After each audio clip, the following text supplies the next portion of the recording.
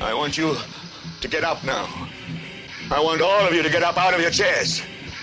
I want you to get up right now and go to the window, open it, and stick your head out and yell, I'm as mad as hell, and I'm not going to take this anymore!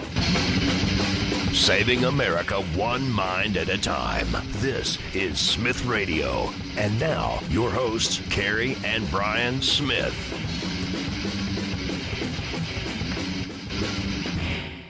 Good evening, everybody. Welcome to Smith Radio. Your host, Brian Smith, giving you all the breaking news and the news that happened all last week, wrapping it all up. And when I say breaking news, I mean Friday, Saturday, and early Sunday morning. The mainstream media likes to hide little tidbits, little things that you won't see, then nobody else will talk about. And by the time Monday comes around, it's gone. It ain't even nowhere to be found. So we're going to talk about that a little bit. We're going to talk about Donald Trump's executive order. We're also going to talk a lot about CPAC. CPAC went down this past weekend. Carrie and I were there. A lot of things happened. It was an exciting time to be alive and to be a part of something so special, which is the Republican Party changing one member at a time, if you will, changing with Trump, changing with Pence. Just an absolutely incredible event. Went off without a hitch. We're going to talk about illegal criminals who have come across the border into this country who are not legally allowed to be here. We're going to talk about that. Kellyanne Conway has something to say about that, as well as Judge Jeanine. We got Chris Tucker, who's talking about, who's exposing mainstream fake media news. There was also a Trump protest in L.A. this week. I'm not sure if you know about that. And then Jake Tapper. Yeah, he gets into it with Mark Dice. Mark Dice is one of the guys like us that's on Twitter who does a lot of exposing of fake news in the mainstream media. And Jake Tapper on CNN is as fake as they can possibly be. So Mark Dice just blows him up and exposes him for the fake news media guy that he is. DNC had their nominations for the head chair. It was going on all week. They were throwing around a couple of names, Tom Perez and Keith Ellison. And I was pushing for Keith Ellison because I think that Keith Ellison will absolutely drive the Democrat Party straight into the ground, 6 foot under. I was loving that, and I will get to that in a little bit and tell you who won, because we do have the name of the winner of that contest. I don't want to spend too much time on Milo Yiannopoulos. I don't want to spend too much time on Milo, Free Milo versus Hollywood. It's been beat down. It went down about a week ago. Everybody has weighed in on it. Either you hate him or you love him. You hate what he says, but you stand by him and you love him. So either way it goes. I mean, we'll touch on that just briefly. And then Mark Dice also blows up on Chris Cuomo. Chris Cuomo on CNN, who's related to the mayor of New York City, Cuomo, says some things on Twitter that he probably should have never have said. Mark Dice exposes him as well. So before we get too much of ado, just want to, let's see. What do we want to play for? Oh, this was a soundbite that was sent to me earlier. I'm beside myself with the Democrat Party. I really am. They are absolute. I mean, when you talk about insanity, I mean, the first person that comes to my mind is Nancy Pelosi. When you talk about insanity, the left news media. And soon as I'm waiting for the producer to get the sound bites pulled up. See if we can get that. Let's do a soundbite from Mike Pence, Vice President Mike Pence at CPAC. And this is, if you want to wrap up CPAC, this is kind of what he had to say to wrap up CPAC. This is not a government of the elites, by the media, or for the establishment. What November 8th showed, even if they didn't listen, is that this is still government of the people, by the people, and for the people. And that's pretty much how CPAC went for Mike Pence.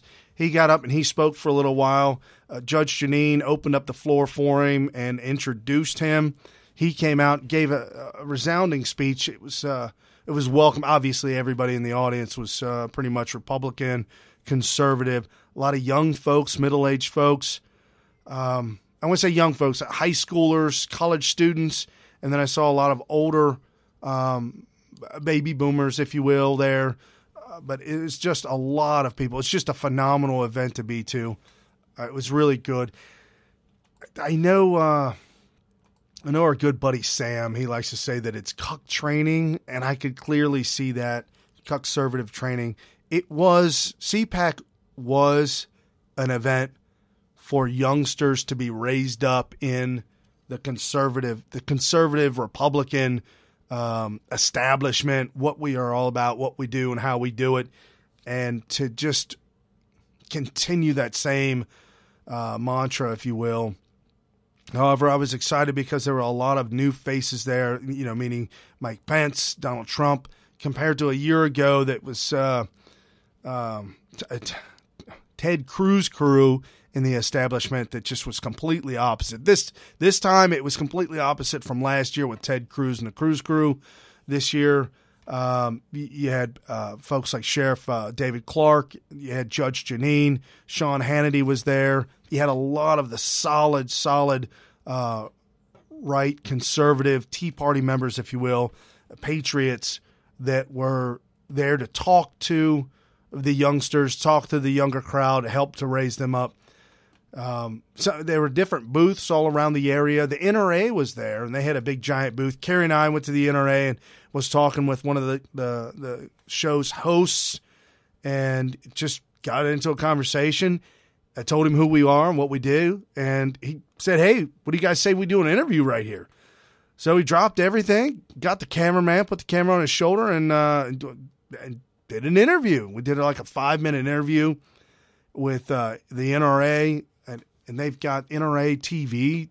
They've got their TV channel that runs 24/7, I guess, on NRA.com. If you want to go there and check that out, it's pretty awesome. A lot of interesting news, a lot of insight, if you will. Let's see, what else was there? There was, let's scroll down to Kellyanne Conway. Where was Kellyanne Conway? Kellyanne Conway had a great little talk, if you will, at CPAC. And she was discussing, there we go. She was discussing conservative feminism. Never heard that before whatsoever, but that's great that they come up with a new name, a new term, new terminology, kind of take feminism and twist it on its head, because that's what the left does to the right. They take our words and they twist it around and make it to be something else. So let's take feminism. Let's redefine feminism and define it as a conservative feminine. What does that mean? And Kellyanne Conway talks about that at CPAC. Do we have that soundbite? Well, I believe this generation, particularly the younger people, don't really like labels, and we're not necessarily joiners or liking to label ourselves, and that's great in its own right. So I don't know about calling yourself a feminist. For me, it's difficult for me to call myself a feminist in the classic sense, because it seems to be very anti-male, and it certainly is very pro-abortion in this context, and I'm neither anti-male or pro-abortion. So there's an individual feminism, if you will, that you make your own choices. Mercedes, I look at myself as a product of my choices, not a victim of my circumstances. And that's really, to me, what conservative feminism, if you will, is all about. Isn't that incredible? That's something that you can take home to the bank. I'm not anti-male, and I am pro-life, if you will. And feminism is the opposite. Feminism hates on men and is pro-abortion, which is absolutely evil, something that we've got to get rid of. There's no question about that. The mainstream media, the lamestream media, is all about feminism. They're all about political correctness. They're all about the fake news and telling us that we believe something that we don't believe. And this is what Trump had to say once again, and I play it again and again forever. This is Trump's take on mainstream media. Big portion of the media, the dishonesty, the total deceit and deception makes them certainly the opposition party. And they are the opposition party. There's no question about that. Mainstream media and the ban. I don't know if you heard about this, folks, but this weekend, Trump has put a ban on fake news. So fake news media outlets, you are no longer allowed to be a part of the White House press briefings, which has got them all in hysterics. They are losing their minds. And the only people losing their minds are CNN, MSNBC, Politico, Daily News, BuzzFeed, New York Times, LA Times, BBC, and The Hill. The Hill, obviously, we all know, has been putting out hit pieces on Trump and Republicans forever. The BBC, they live in a socialist society over there in Britain, so I would certainly say that you got to watch out for the BBC. There's no question about that.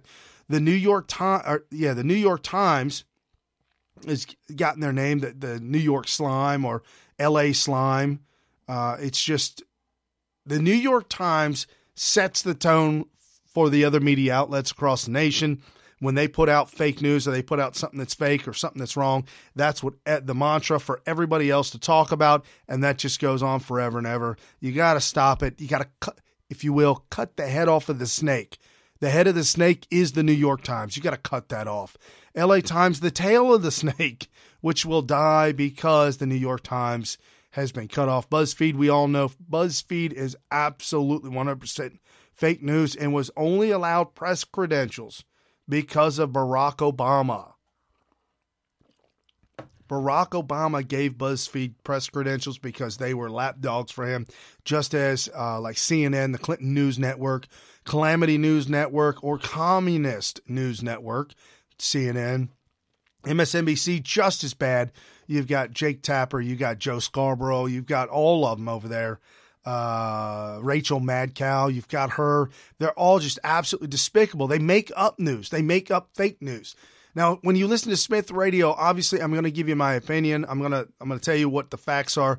This is the fact. This is real news. This is fake news. And then I'm going to tell you why it is and explain it and lay it all out. However, you're going to get a spin. You're going to get a flavor. You're going to get my take on it. You're going to get my attitude on it. And my attitude towards fake news, we've got to stop it because it's propaganda. It really is. Just like during the Cold War with the Russian propaganda, teaching their people that it was good, that it was good to hate America. America is the enemy.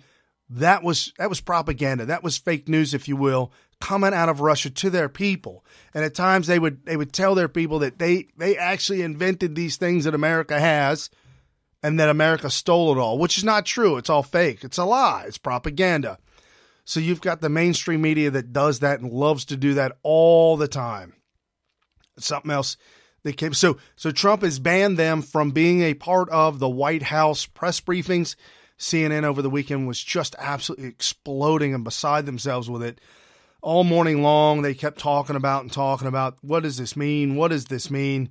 And the thing that I kept hearing was, it's like when you call in sick from school and a friend of yours brings your homework home to you so that you can see what you missed. That's absolutely true. That's exactly what happened. And so CNN, all they could do is play the audio of Trump in the press briefing or the audio of Sean Spicer or whoever was giving the talk. They would play the audio and then show a picture of that person while the audio was playing, which is great because then they either have to doctor the audio or they'll derail. See, if they're in the press conference, they'll ask ridiculous questions over and over again, fake questions like, how do you feel about the Russians leaking the dossier of Trump and Trump being exposed? That's a fake question because the dossier was fake. You see, I mean, it's just on, and then they don't let it go. So, Mr. Spicer, not to beat a dead horse, but hey, how about the Russians? What do you feel about the Russians? And don't you think that's a concern of yours? Mr. Spicer, excuse me, one more time. I know this, we're beating a dead horse here, and I know it's the Russians, the Russians. What about the Russians? And it derails the entire press briefing. The one briefing that Sean Spicer was at, he said, I'll stay here until it's done. It went over an hour and a half, whatever it was. The other press briefing Trump gave, 78 minutes. Absolutely ridiculous, because the majority of that time was nothing but fake news trying to derail this administration on getting out the facts, the information. If CNN, LA Times, New York Times, MSNBC, Politico, Daily Beast, BuzzFeed, BBC, and The Hill, if they really cared about getting the right information out, if they really cared about informing the public on what is really going on, then they would ask questions that had substance to it, not questions like, hey, Mr. Spicer, when did Donald Trump stop beating his wife? I mean, when that happens, then it's just out of control. It's ridiculous. You can't have a press briefing when you've got news media outlets that are asking questions to try and derail this administration on getting the information out. You just can't have it. It doesn't work. Not only that, but it comes off as childish. It comes off as combative. And that's not what we want. Certainly, if you think the administration is doing something that is inappropriate, certainly you can ask the question about that in the press briefing. There's no question about that. But when you keep bringing up things that we know are false, whether it be Golden Showergate and the Trump dossier out of Russia, when you continue to bring these things up over and over again, then, what do you expect? What do you expect the president to do? What do you expect Sean Spicer to do? You expect them to do what they did. What they didn't expect. They didn't expect to be told you're not allowed in this press briefing. They were told, they didn't expect to be told that because it's never happened before. They've never dealt with an administration like this before. They are dealing directly now with the people. Donald J. Trump, and I found out today his middle name is John, Donald John Trump, Donald J. Trump, is talking about, he is an elected citizen, if you will. The first time in American history where we have a president elected by the people that is promised to be for the people. And so Donald Trump's promise to the people to return the government back to us and drain the swamp starts with draining the propaganda arm of the government, of the DNC, of the RNC. Don't get me wrong. The media will sold us a bill of goods and sold us John McCain. The media sold us a bill of goods and they sold us Mitt Romney. They did. They sold us the establishment Republicans, and that's not what we want. So we need to drain the swamp. We need to shut these guys down, get rid of them so that the people get the right information out, so they hear what is correct, and they know that this president has the back of the people. And I'm trying to look for that soundbite with Mark Dice. It's just an absolute incredible. Mark Dice goes off. He absolutely goes off and on the fake news. Well, I'm asking the producer right now to pull that up, and he's not getting it. So we will continue to talk about. We'll talk about the fake media. I'll bring up Mark Dice. I'll bring up his bit. It was incredible how Mark Dice was able to not that he was able to, but he got into it on Twitter with the fake news media and exposing them for who they were. That's what it was. Mark Cuban. Here's Mark Dice having it out on Twitter with Mark Cuban. So this is a narrative. This is a video that Mark Dice put up on his web channel. You can find it on YouTube at Mark Dice. Just phenomenal. If you're not subscribed to him, you're not following him, you should. Mark Dice exposes the fake news media and the mainstream media for who they are, just like we do here on Smith Radio. And here's Mark Dice versus Mark Cuban on the lamestream media. Billionaire buffoon and big-time Donald Trump critic Mark Cuban got into a Twitter beef with me today, which culminated in him accusing me of exploiting children. Let's take a look at his bizarre and defamatory accusations, and he did delete the tweets, but guess what, Mr. Cuban?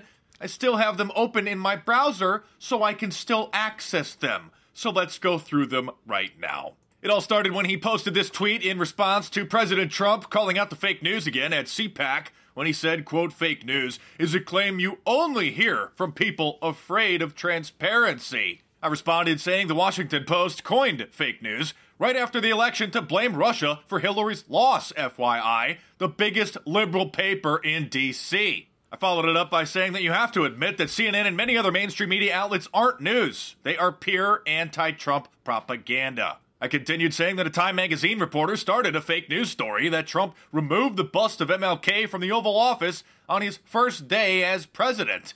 I then tweeted him a link to my YouTube channel's playlist documenting the fake news just in the last few weeks. And I said, here's a few examples of CNN and other mainstream media spreading fake news. He responded, out of 50,000 plus stories published across the mainstream media platform since November 8th, your list has 11? Can we compare that percent to the media you like?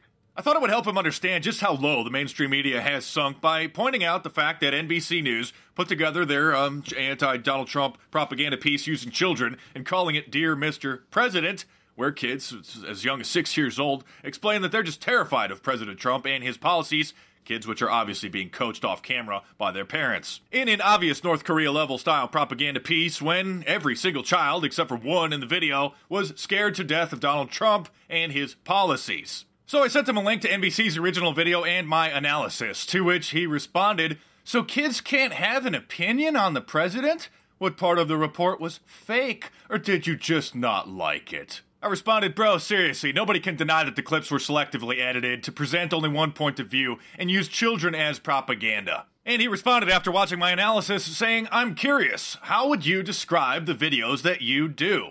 I said, I'm a media analyst. I thought that was obvious. To which he responded, I watched you make fun of children. I watched you belittle young kids. You exploited them as clickbait. That's what I saw in the video. I said, it's clickbait now to call out NBC for using children in anti-Trump propaganda, and me pointing out facts is now, quote, making fun of kids? He responds again, bro, that video makes you look like a corrupt, insensitive stooge. I reply, and you think NBC are darlings for producing the segment, right? I'm the bad guy here. Yep. How dare I criticize an NBC News segment? I continued, you still haven't stated your thoughts on the original NBC piece. Shameful propaganda? Exploiting kids? Or okay? His response was then to delete all of his tweets to me, which is why it shows up here, my responses to him, as this tweet is unavailable. But you can go through and have the original archive. You can pull them up in the archives to show that the tweets that I'm showing you here are in fact real. So I concluded by stating the obvious, that you hate Trump because he beat you in your billionaire game of life worldview by becoming the most powerful man in the world. Period. If you missed it, go and watch my analysis of the NBC News Dear Mr. President segment, where it was NBC which exploited children. The original video on the NBC News channel has a 99% thumb down rating, making it literally one of the most disliked videos on YouTube.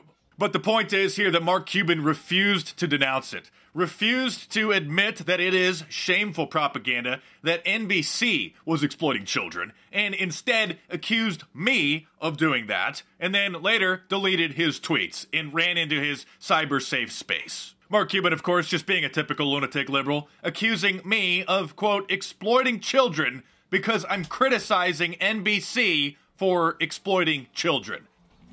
And that is Mark Cuban. If you don't know Mark Dice. If you don't know Mark Dice, if you haven't listened to Mark Dice, you need to listen to him, subscribe to him, follow him on YouTube. It's just absolutely incredible how he just destroys the mainstream media again and again and again. This fake news, this fake ban on fake news. Again, Trump this weekend banned fake news. CNN, MSNBC, Politico, Daily News, BuzzFeed, New York Times, LA Times, BBC, and Hill. I'm not quite sure about BBC and Daily News other than Daily News being clickbait. They show pictures of half-naked people sometimes just to get you to read an article. BBC, like I said, socialist state of England. I mean, that's just what it is. It's what it's going to be. This came out this weekend, too, as well. The Access Hollywood tape, you remember that? Donald Trump saying, grab him in the posse. Or at least women will let you do that when you're famous. Access Hollywood tape nearly derailing Trump's 2016 presidential campaign. This by Breitbart. Got host Billy Bush fired, was leaked by the Today Show and the staff, according to a New York Post report. The source told the paper that the leak was planned by NBC News with the intent to hurt Donald Trump, according to Page 6 story. It's again and again and again. That's why they got banned. There's no question why they got banned. The fact is that they got banned. And again, Trump, the president of the people, for the people, doing what he has to do to clear up fake news, to clear up the propaganda, which just keeps getting worse and worse. Again, it's just no question about it. And you got CNN, you got this report by CNN. This is another fake news report by CNN. CNN's Jake Tapper and Quaglan,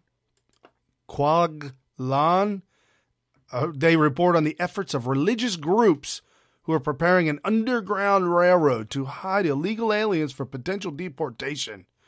Religious leaders creating the underground railroad. We've got a major problem here. CNN exposing this, but yet protecting this. I think they put this news out there. I think they put this video out there, this investigative reporting, if you will. They put this out there to make themselves look like they're on the side of, or the opposite side of the president, I can't understand why they would put it out there. But here's CNN reporting on underground railroads. Pounding, sanding, laying the groundwork at this secret home in Los Angeles. How many families? We have families that we host here. This is the living room. Pastor Ada Valiente walks us through one safe house for the undocumented running from immigration officers, an underground network. Essentially what you're doing is you're trying to hide people. Is that right? Well, that's what we need to do as a community. On the other side of LA, another safe house in this man's home. We're not naming him or telling you where he lives because of what's at stake. It's hard as a Jew not to think about both all the people who did open their doors and their homes and take risks to safeguard Jews in moments where they were really vulnerable, as well as those that didn't. We would like to be the people who did. This is beyond sanctuary churches. What we've already seen at this Colorado church offering refuge for an undocumented woman. Federal agents don't enter religious houses without approval under a policy put in place during Obama's presidency. Which I think is absolutely ridiculous. If it's a place of business, whether it be a nonprofit or a for-profit, if anybody can walk, any citizen can walk into that building. Like I could just walk up into any church for the most part. They're pretty much open. So ICE, Immigration Customs Enforcement Agency, the government can't walk in there and just check it out and see what's up. I think that's a major problem. And the fact that Obama used executive order to put that in place just screams more of a problem. I, Donald John Trump, do solemnly swear. But faith leaders believe that will change under President Trump. Private homes fall under Fourth Amendment protection and need a warrant before authorities can enter. Something sort of like this. Reverend Zach Hoover says faith groups across Los Angeles County could hide 100 undocumented immigrants today, and that number could soon be in the thousands. People will be moving into a place so that ICE can't find them, so that they can stay with their family, so that they can, be with their husband, so they can avoid being detained and deported. That was by a pastor of a church. I understand where he's coming from. He doesn't want the families to be split up. But when you come to this country illegally, when you go to any country illegally, you break their laws. You break their government's laws. Whether it be North Korea, South Korea, whatever it be, you break their laws, you're going to have to pay for the consequences. We don't want the families split up. Keep the families together and send them all back. I got no problem with that. The idea comes from leaders across all faiths in Los Angeles, just days after the election, pledging opposition to Trump's immigration orders. And we are not going to stop until we get to the place that God is calling us to. People who may not agree with you would look at what you're doing and saying, you're simply aiding and abetting the violation of federal laws. Look, I'll speak for myself. I feel really convicted that I answer to God at the end of the day. Like, that's who I'm going to see when I die. And I hope that, we can live up to who we are. Pastor Valiente is clear-eyed about the risk. We're trusting in God that he would kind of help us, guide us to make the right decision. It doesn't mean it's an easy choice. There's some element of we're entering into a territory that I don't totally know exactly what the consequences are, but I'm thinking what the moral consequences are for me if we don't act. Like, this isn't a moment to be standing idly by. Moral consequences. What are the moral consequences for allowing people to believe that they can run across the desert, pay coyotes that will either rape, abandon, or kill them, leave them to die in the desert? I mean, what are the statistics on people dying, being shot, being raped, being killed, attempting to cross into this country because they think for some reason that they are allowed to be here for because of these pastors saying that we'll protect you, we'll save you. On the contrary, what's actually happening is by Donald J. Trump putting in place the executive order, we're starting to see self-deportation. Illegals here seeing the executive order and realizing, well, I guess this game's up. I guess there's no more left. I guess this one's run its course. I got to move on.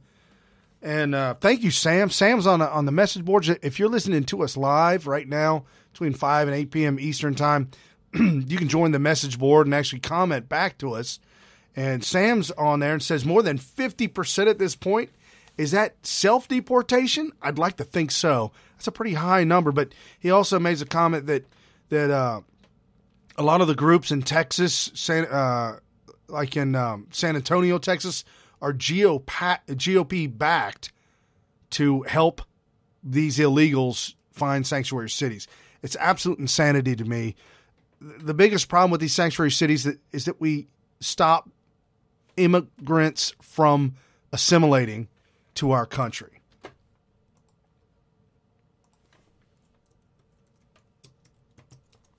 Once we stop the assimilation of immigrants to our country, then we lose our country. It's gone. It's absolutely gone. And Judge Jeanine, her opening statement just the other day, this is how she felt on law enforcement when law enforcement said they're having issues on what to do when politicians tell them not to enforce the law. If you're a cop working in a sanctuary jurisdiction, then you're being directed by left-wing liberal progressive mayors and governors to protect illegal criminals who not only violated our laws in coming here, but in addition committed crimes while here. You're being told not to share information about illegal criminals and not honor federal ICE detainers. So, you've got a decision to make. And if this is a tough one for you and you can't figure out what your sworn obligation is, then get the hell out of law enforcement. And that on sanctuary cities. Carrie, what do you think about that? Oh, gosh. What are we talking about here when they say underground railroad? Well, you know what they're saying. They're trying to relate immigrants to black Americans attempting to escape slavery from the South and the Democrats to the North where the Republicans are free. See, this is a false equivalence. Totally false. What in the world? How can you make this comparison? We're talking about people that were escaping slavery inside America to freedom in the northern states and sometimes beyond in very limited cases. How in the world does this compare? These people fled their home country to come here illegally, And where are they escaping to? What is the end game here? The Underground Railroad was to get freed black slaves to a location where they would be safe from their slave masters or the government who may have been assisting in tracking down enslaved people who escaped. And passing laws that if you see an escaped slave, you must return it. You can't free it. Making laws that an owner that inherited his slaves couldn't free them. So is the end game to get these people past this, I guess this would be a time frame during which they are under siege under the Trump administration. And maybe after 4 years, if we could finally get rid of them, or maybe even sooner, if we can get rid of them through impeachment, that they can then come out of hiding, come out of this Underground Railroad. I mean, if you think of it as if you switch from it being a metaphor, it's not really, for those of you that don't know, the Underground Railroad, it wasn't actually a railroad. There was no tracks and no trains and cars. It wasn't an actual railroad. In fact, it wasn't even underground. When I was a little kid, I thought there were like tunnels and stuff. No, there's no railroad. There's no underground, none of that. But if you think of it as an actual metaphor, at least the Underground Railroad from the 1800s actually had a starting point and some branches and some stops and an end destination. This sounds like they're just going to circle in circles. Imagine a model railroad where it just goes in an oval or figure eight, and it just keeps on going until you run out of electricity, I guess. That's what we're talking about. That's literally... They're talking about going from one city to another, not from one part of the country to a free part of the country. Well, what is a pastor going to do? Because I didn't read up on this, and you're going to have to somebody has to explain this to me. So a pastor takes in some Underground Railroad riders, if you will, or whatever you want to call them. And they're illegal immigrants, and they bring them in. And where do they go? Is there another destination? You see, back in the 1860s or 1850s, this Underground Railroad started way before the Civil War. Okay, so back then, they were trying to go from destination to destination to destination, like these different stops, if you will, until they reached the land of freedom, right? Which would be the North or wherever else they could go to where they could be openly free and freed slaves. With a illegal immigrant, where's the destination? I mean, as far as I could tell, maybe we should get on the Trump train and the destination will be your home country. Your home country, or we'll call it the Underground Trump train. Taking you back to where you came from.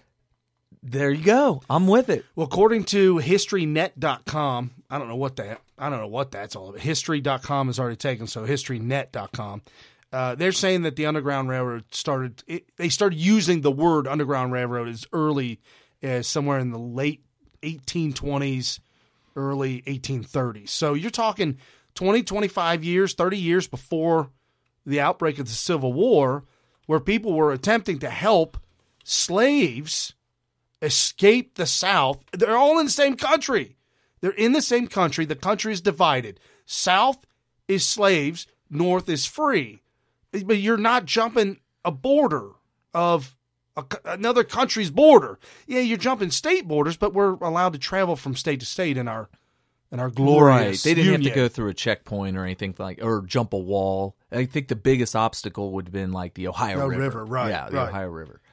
So you're looking to go to freedom, and don't believe those books that tell you that they traveled all the way through Ohio to Lake Erie to grab a boat to freedom in Canada, because that's not true. We're in Cincinnati. Majority of them landed here in Ohio. They landed up here in the north to be free in the north. Yeah, and we're in Ohio. We're in Cincinnati. We're on the Ohio River, and we have the Freedom Center, which is a giant museum dedicated to the Underground Railroad. And they have a graphic there with it's lighted up electric lights and everything on this thing, and it is representative of the other fake history that you read in school these days, where they try to trick you into believing the false revisionist narrative that slaves escaped America into Canada.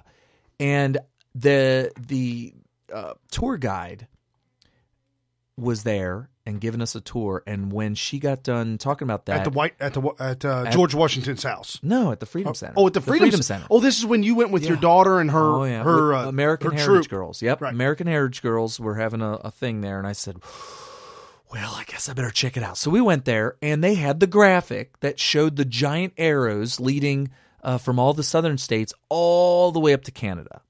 And this goes hand in hand with a book that is a part of the Common Core curriculum that Brian showed me that they were trying to propagandize his daughters with. It's called the Drinking Gourd, which they refer to as the Big Dipper, and they refer to it as a gourd. You would just follow the Big Dipper all the way to freedom, which was Canada. Right. And I remember thinking to myself, what? That's not what I remember learning.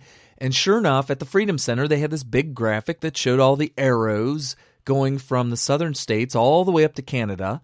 And she explained what all this stuff was. And right before we left that area, I said, I have a question, ma'am. Ma'am, I have a question. Raised my hand up.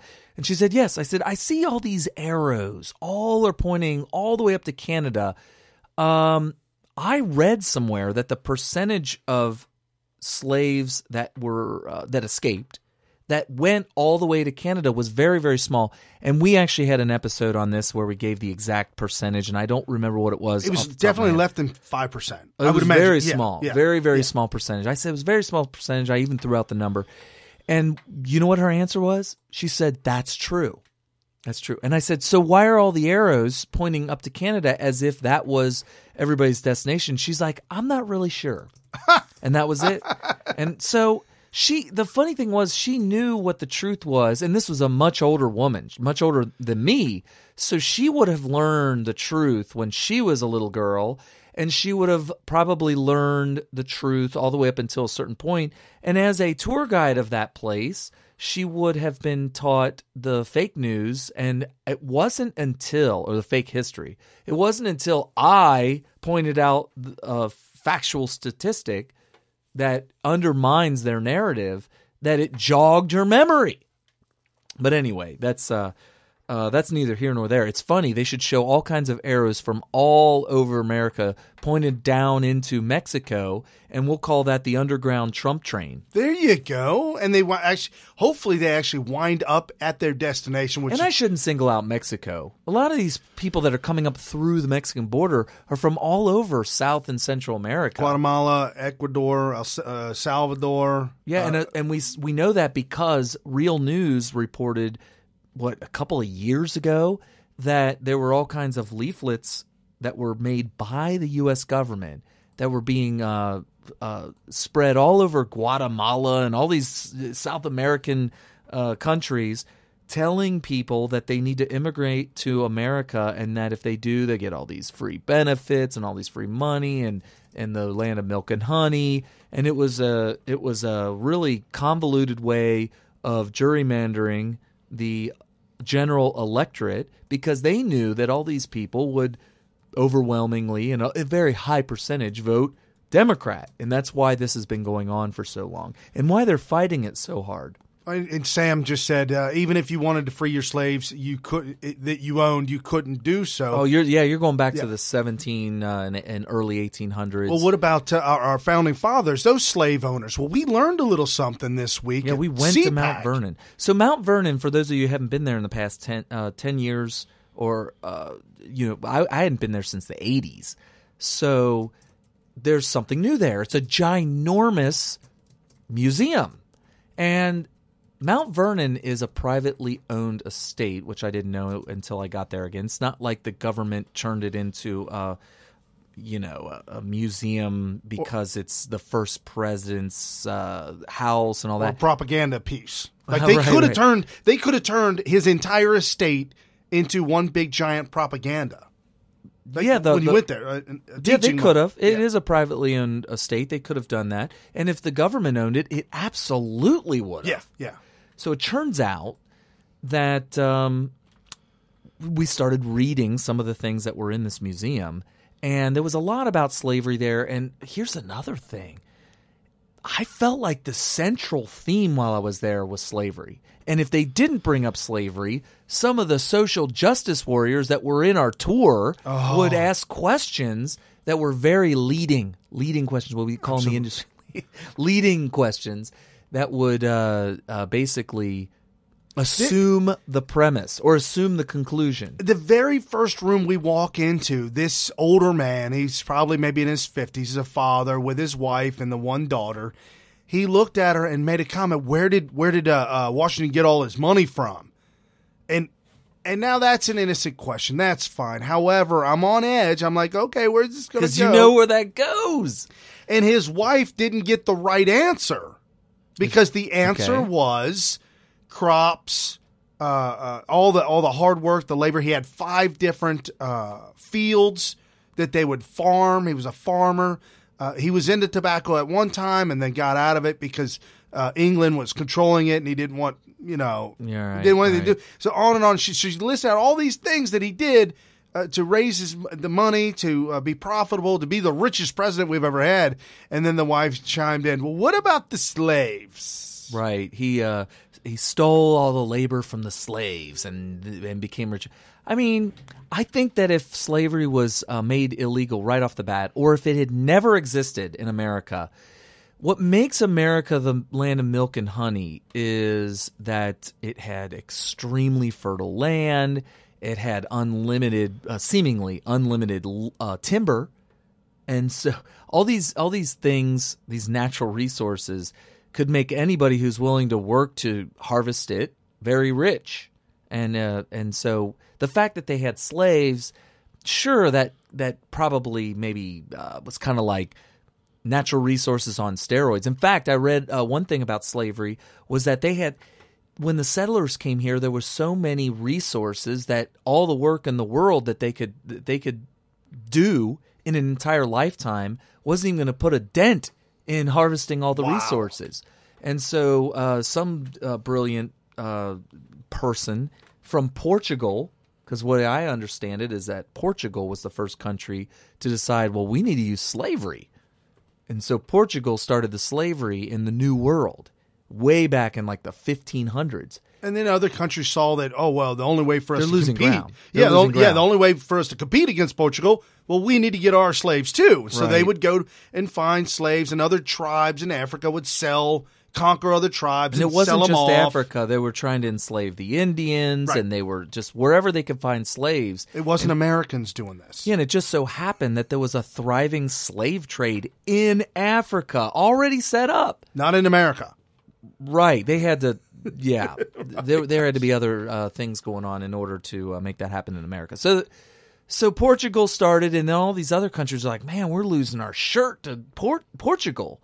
And they were the world superpower back then. And so England and France and Spain and all these places decided, well, we got to get going with the slave trade too. And it just turned into a big mess in the New World with the African slave trade. And so America, the United States of America, came along and said, this is an abomination. There were a lot of abolitionists in the founding fathers, and the only reason that it wasn't abolished right off on the founding was because they needed to be united to go up against the world superpower at the time, which was Great Britain. They needed to free themselves from the world's most powerful superpower. And the only way they could do that is having all 13 colonies be unified. And there were representatives from Georgia and South Carolina who would not have gone along with the other 11 colonies in order to fight off the world superpower. It wouldn't have worked if they weren't unified. So they decided to put the slave debate on the back burner and said, well, let's just get unified now and we'll deal with it another time. It turns out it was almost, 80 years later or something like that they had to deal with it, or 90 years later. And that's when the Civil War happened. So whatever. In the meantime, make a long story to just basically concede to the fact that it's a long story. In the Mount Vernon Museum, there were different things that were basically written on the wall that were found from notes from George Washington. Turns out George Washington was talking about abolition before he died. And he had 300 slaves is what we learned, which is a lot. Right. He kept meticulous records on slaves. I refer to them as workers, indentured servants, or workers, or whatever you want to be. If they were gonna work to eventually be freed by George Washington, then they would could be an indentured servant. Yeah, it could be construed as that. And obviously there'd have to be a set date where, okay, if you work to this point, then you get to be free. Whatever, I don't know. None of that was mentioned. But what he did mention was that if he thought it was possible, first of all, he thinks that the United States should abolish slavery. He wishes that it would be abolished. And the reason, he didn't expand on that, but I know exactly what he was thinking. And if he were in front of me today, I bet you he would say this based on just the context of everything. When you're on Earth, you're here basically fighting for survival, fighting to get ahead, fighting for your family, fighting for your community, fighting for your way of life, your ideology, and that's what you do here. And you are restricted by certain rules, and those rules are written in the Bible. Right. You like, for instance, one of the rules is you got to eat, and if you don't eat, you die.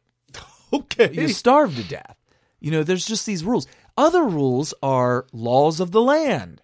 And if you were to go against those laws of the land, you could end up in prison. You could have everything taken away from you by whatever government or community has made those laws. And in this little game called life back then, everybody who was, trying to make something for themselves on this land had slaves. And to give those up at that time because of moral reasons meant that you were going to just check out. Really, you were checking out. You were going to just be another, street dweller or whatever. Right. And so he knew the only way that he could free his slaves is if it was a nationwide abolition, because then he wouldn't have to worry about losing ground to other slaveholders. Right. And that's why when Portugal started the slave trade in the New World, all the other countries had to jump on board with the slave trade in order to keep up. Either that or go to war with Portugal.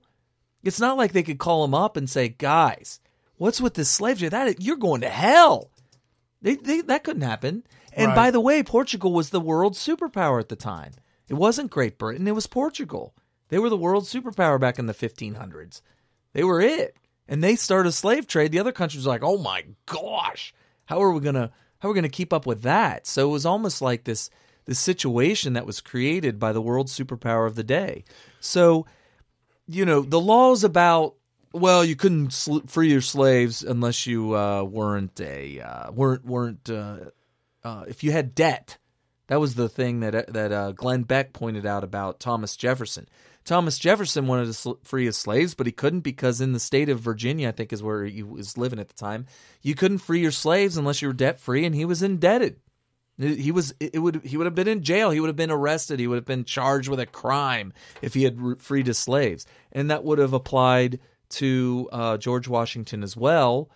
So some may argue, well, why don't you get debt free and then you can free all your slaves? Well, then that brings up my second point, which is, in the game of life, if you want to change a rule that massive, it's got to be for all, and you gotta go get with Congress and have them pass laws to abolish slavery. And it wasn't possible until we ended up having a war over it. We had to have a great president such as Abraham Lincoln. So the left couldn't create another war, by this race baiting back and forth that Obama did with black Americans and white Americans, having him at each other, and that race is the number one issue of the day once again. And we've talked about the stats before. 8 years ago, people believed that there was a 60% no racism versus 30%, and now it's absolutely flipped. So since they couldn't create a war out of that, what are they starting to try and create a war with illegal immigrants being the next? Oh, I see where they're going with this. I'm just brainstorming here. No, going back to how we brought up this entire topic to begin with, it's all about calling it the Underground Railroad, comparing it to slavery of the 1800s, the original sin, which, by the way, that's fake news lie right there. America's original sin was not slavery. We inherited slavery from Great Britain. A lot of the people don't realize this. The 13 colonies, that was not the United States of America. That was Great Britain. We were Great Britain. So the original sin is on Great Britain. Yes. We had to fix that. And it was difficult because we couldn't abolish it right off the bat because we needed to be unified against Great Britain. Now, if you want to say that South Carolina and Georgia might be a little bit to blame for that, maybe, I don't know. The way I understand it was they were not going to be on board with a United States if it meant abolishing slavery.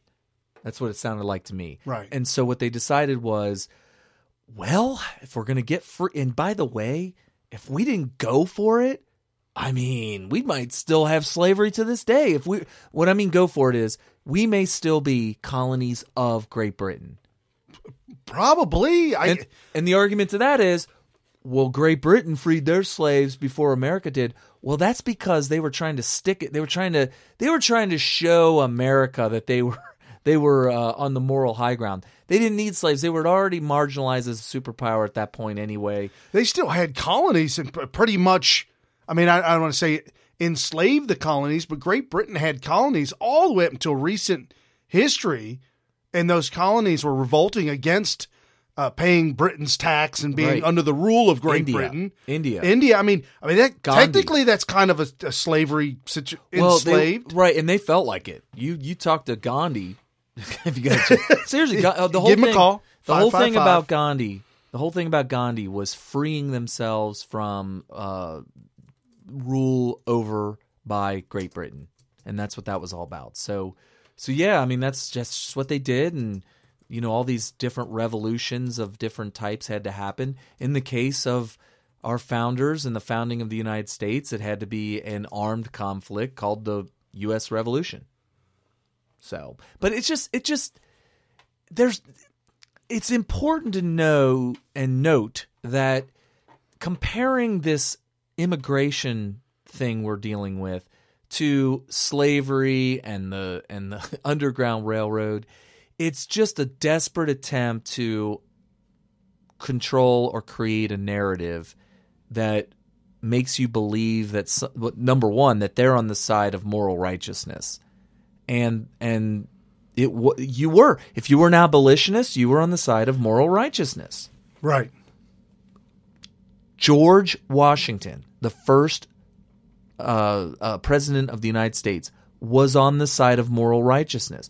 He just didn't have the ability at the time to free all the slaves at that point. Just relate that with other presidents. There's a very, very good possibility, and I mentioned this often, that Reagan ran on abolishing the Department of Education. He said he was going to do it. He got into power, and there's a possibility he just didn't have the ability to do it. Trump right now is struggling to get the House and the Senate, owned by the Republicans, to go along with some of the things that he's talking about. What an uphill battle that is. So imagine back at the very beginning of this country, which was somewhat divided. I mean, I don't think that everybody was down for outing Great Britain and going for the revolution. That's not true. Don't think that everybody's like, oh yeah, let's get rid of Britain. No, that's absolutely not true. So now you got the first president. How extreme would that be? You got to put your mind in that day and age. Yeah, I mean, how extreme would that be to vocally say, we got to get rid of this slavery? Yeah, I mean, you think if you know, if you do a lot of learning, a lot of classes and reading and stuff like that, you learn about the debates, the endless debates between the Federalists and the Anti-Federalists. Those are the people that were fighting over exactly what was going to be in the Constitution and what the ideology of America was going to be. And I guess if I had to compare it to what we have today, the Federalists would be considered the conservatives and the Anti-Federalists would be the liberals, which sounds the opposite. When you think of Federalists, you think of like the nation. You think of Federalist. Oh, he must be like somebody who isn't about states' rights. It was the opposite, just like it always is. When it comes to politics, they always label everything like the right to work and all this. Wow, they have all these. Everything's always labeled the opposite of what it really is. So Federalists were more of the states' rights people, and the Anti-Federalists were the ones that wanted it to be like a king ruling over an entire nation with a really big, strong national government and all that kind of stuff. So in 1776, the Revolution, George Washington died at such an early age, obviously right after that, but died at an early age. And I was thinking, wow, if he could have lived much longer. And I just looked up, he died at the age of 67. Right. Now, nowadays, we would think, wow, it's kind of young. And then we had an actor today die at 61. Mr. Producer, if you could find that for me. That would be breaking news today. Actor who was in Tombstone and a couple other famous movies died at 61.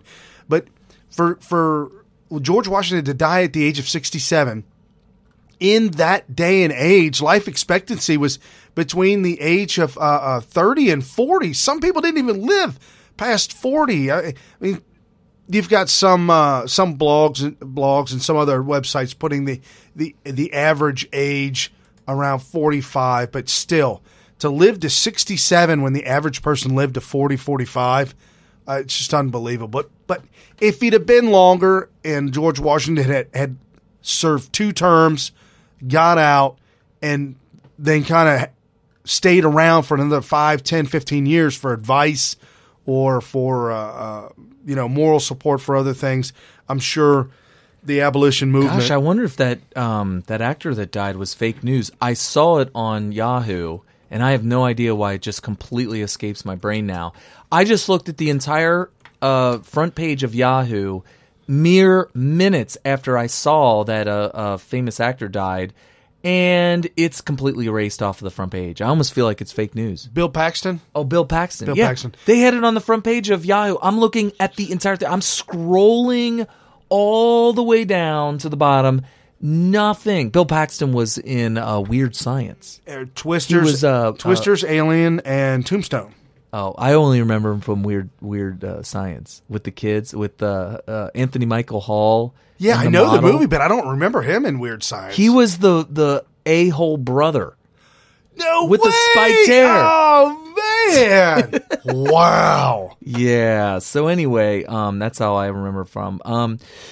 I know what I'm suffering from. I'm scrolling all the way down. I'm way deep down into Yahoo now, and they erased it. It was the #1 top story on Yahoo, and now it's gone. It's not on anywhere on the front page of Yahoo anymore. And if you're an avid watcher of the movie Tombstone, or that's one of your favorite movies, which it's in the top 5 of my all-time favorite movies. Bill Paxton played the younger brother of the 3, and one of his famous lines were, "I know what I'm suffering from, a hangover." Okay. And that was at the time when the sheriff came to them and said, "The people are suffering." Well, it says here, New York Times, which we know is fake, says, so this must be alive, because New York Times is saying Bill Paxton, star of Big Love and action blockbusters, dies at 61. People says he died. Rolling Stones. Well, Rolling Stone's totally fake too. Okay. Fox News. Oh, the Guardian. The Guardian, Fox News both came out and said it too. Washington Post said it. So we got some good news media outlets, some decent ones that are saying he's passed away.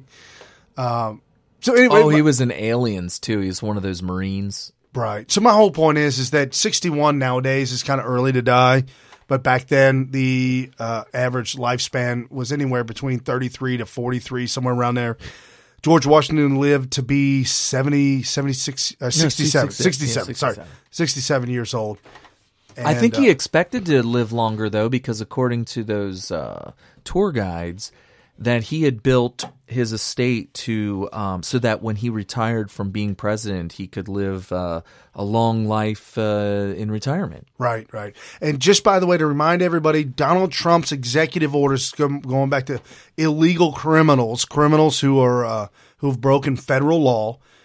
Trump's executive order is going after criminals, gangs, those with records, those who have been arrested, those who are on the books that are slated to be deported, and those who abuse the welfare system. Thank you.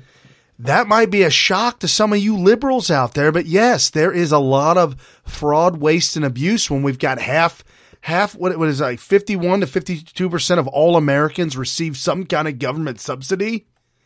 What is going on here? We're flipping the script. We're going down the same road that Julius Caesar took Rome down, where everybody was beholden to the government, and that's how he got his love and his fanfare from the people, because he would make them addicted to the things he would give to them for free.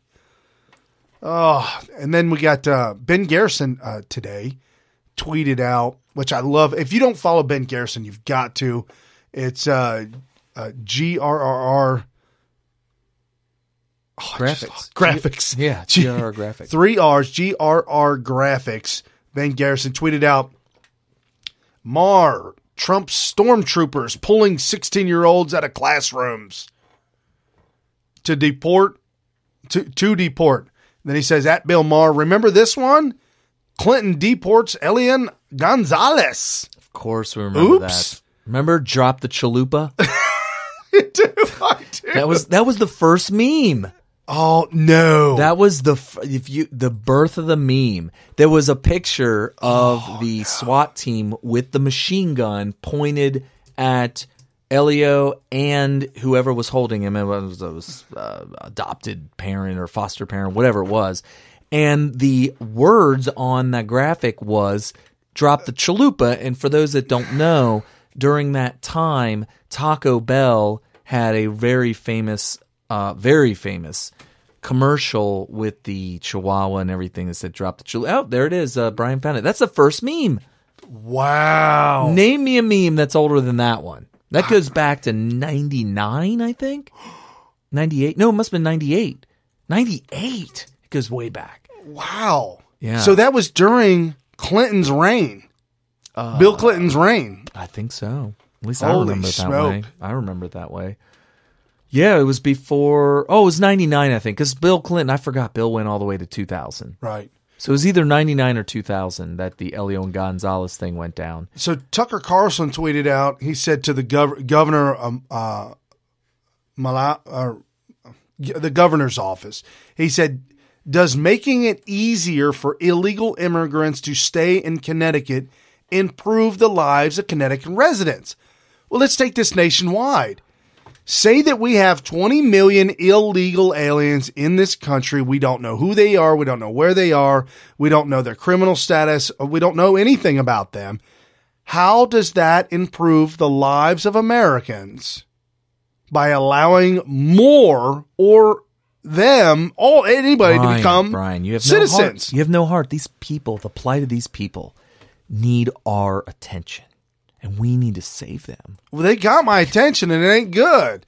See, I try to teach my children about good attention and bad attention. And what this is, that's a good one. This is bad attention. That's a good one. I have to admit. This is bad attention. For those of you who are good parents out there, I mean, it's true because the kids are going to push it to the limit. And so you have to figure out how to deal with that. And that's a good one. I'm going to use that with my child because I have been solicited for bad attention. Oh, yeah, no. And I need to definitely make that distinction. And no, you're right. That's it. So what do you think would happen to a world-renowned company if they started here in America, and in America they said, we are announcing that we will hire 10,000 Muslim refugees within the next year? What do you think would happen to that company? Well, first of all, if they're refugees, then they are here because they were allowed in legally as refugees. Under Obama. Right. Now, we got a problem with the vetting of that, but still. Yeah, and here's something that everybody needs to realize. I know I've said this multiple times on multiple shows probably, because it's important for people to know all the details. It's like you got to teach people, and I'm not trying to belittle anybody listening, but I mean, there's people that are in our industry that don't know this stuff. An immigrant is somebody that comes here and is invited in who is a citizen or subject of another nation, and they may be here permanently, they may be here temporarily, they may one day become a U.S. citizen. That's fine. If they do anything wrong while they are an invited guest, they would be asked to leave, and they would be kicked out. Okay, that makes sense, right? Right. Refugees are different. Refugee is somebody who has applied to the United States for refugee status because they are in fear of their life by their own government or their own situation in whatever country they're coming from. And because of that, if they are approved, they are in the United States forever. Right, there's no getting them out. There's nothing you can do to get them out. There's nothing you can do. It doesn't matter if they never become U.S. citizens. And I'm not sure about all the details of their refugee status, but they may eventually, regardless of their citizenship, may even be able to vote one day, because the understanding is that we're taking them in permanently to get them out of a situation where death is imminent. And here's why we can't send them back if they break the law. Because the philosophy is, if we let them here permanently to save their life, sending them back means we're giving them a death sentence. Right. And that would be highly immoral regardless of what they did. They could have committed murder, and we would put them away for life, let's say, if they get convicted. Or maybe even put them to death in some states for being convicted. But to send them back to a place where death is certainly imminent, in whatever way that they would be put to death, would be cruel and unusual punishment. So they don't go back no matter what. So if a company comes out and says, we vow to hire refugees, then you have to understand that that must mean refugees that are already here. And if they're already here, they've already been accepted, right? Right. However, Americans have a different feeling towards that. Starbucks. Yeah. Their brand has taken a major hit after announcing that they will start to hire Muslim refugees. Right, and here's the way I look at it. Specifically Muslim refugees. First of all, there shouldn't – I mean, if we have a law, we do have a law. You could read it anywhere on any wall in any business. You can't discriminate because of race, religion, sex, and a huge list of things. Then what about affirmative action? Oh, yeah, that's racist. Because that's a protected class, okay? You need to realize. Okay, wow. So I think that refugee status should be on that list too. Why should a refugee, or why should a person be given preferential treatment in a hiring or a promotional situation over me because I fail to fall under a refugee status category? You know, I think that it should be the same thing as religion. Okay, so I'm a Christian and this guy is a atheist and he gets preferential treatment. That's actually illegal. It actually is. Well, if you want to go down that road, why can't we say that somebody who has refugee status should not be either preferential treatment or lack of preferential treatment over somebody who's just a natural-born citizen in America? So I think there's a lot of hypocrisy there. Can't we say natural-born citizens or citizens of America should be considered first for a job? Well, if they say that that's discrimination over somebody like, say, a legal refugee, I would concede to that argument. Okay, this has something to do with this topic. I know it seems a little obscure, but do you folks remember when Melania Trump did this? Thank you. Let us pray. Our Our Father, who art in heaven, hallowed be thy name. Thy kingdom come, thy will be done, on earth as it is in heaven. Give us this day our daily bread, and forgive us our trespasses, as we forgive those who trespass against us. And lead us not into temptation, but deliver us from evil. For thine is the kingdom, and the power, and the glory, forever and ever. Amen. Okay, that was in Melbourne, Florida, when Trump had his rally down there. That was absolutely incredible. That was American. There are American values there. Christian values. Whoa. What about separation of church and state? Well, there actually is no word separate. In the Constitution, show me where it says separate the church from the state. Well, it says that we have the freedom from religion. The FROM? No. No, it does. Well, hold on. I can see what. Let's look that up real quick. So as he looks that up, the reason why I brought this up, Melania says the Lord's Prayer, which is about peace, love, and I mean, that's what Christianity is all about, to help those that are, I'm watching him as he's searching, the producer frantically running. Mm-hmm. So as he's looking at, so the media destroys and maligns Melania because of this, yet the leftists and the anti-Trump rally in New York chant. It says New York, but I believed it was in LA. No, there was one in New York. In New York, okay. Yeah. As they were in New York, You want to play that first, or you want me to? Go ahead. First Amendment. Go ahead. First Amendment. First Amendment this show. All right, so it says Congress shall make no law respecting an establishment of religion or prohibiting the free exercise thereof, or abridging the freedom of speech or the press, or the right of the people to peacefully assemble, and to petition the government for redress of grievances. So what we're talking about is Congress shall make no law respecting an establishment of religion. Now, the word respecting is not, we're not talking about, hey, man, respect me, man, come on. No, they don't mean it that way. They mean with regard to the establishment of a religion. That's what respecting means, not R-E-S-P-E-C-T.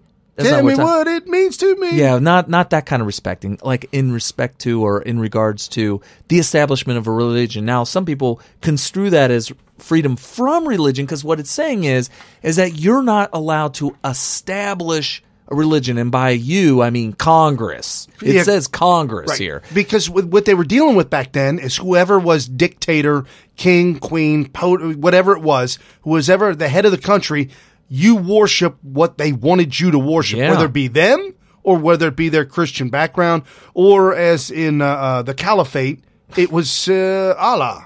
Well, and also keep it in context. These people were from England. That's what they knew. That's what they learned. And yeah, they established the religion. The monarch established it. And then you had to follow it based on law. They just told you, this is what we're establishing this religion, and you're going to follow it. So they're just saying that Congress can make no law respecting an establishment of a religion or prohibiting the free exercise thereof. And that's a really important part of the First Amendment. So what does this mean? So if you are a president, a presidential candidate, and you're running for office, you could come out and say, I'm a Christian, or you could even get more detailed or more specific say, I'm a Catholic, right? And I will follow the Bible, and I believe in the Bible, and I will exercise it because my First Amendment allows me. It says you cannot prohibit the free exercise thereof. A candidate could say that, and he could tell everybody, I don't care what religion you are, this is what religion I am, and every single decision I make is going to go through the filter of what I've learned in this good book here. You can absolutely say that. Absolutely. And guess what? That is 100% legal, because he's not saying that you have to follow the good book. He's not saying you have to be Catholic. He's not saying that you can't be whatever religion you want to be. He's just saying that when I make a decision, it's going to be thought through by me, and you should know that my belief system is Christianity. And if you want to vote, you don't have to be a Catholic or a Christian to hear that and say, if I'm not a Catholic, I can't vote for him. No, you could just say, all right, well, if I'm going to vote for him, I have to realize that he's going to be making decisions based on that. And same thing with if a Muslim president or presidential candidate came along and said, I'm going to be making my decisions based on what I learned in the Quran, or a Jewish president through the, whatever.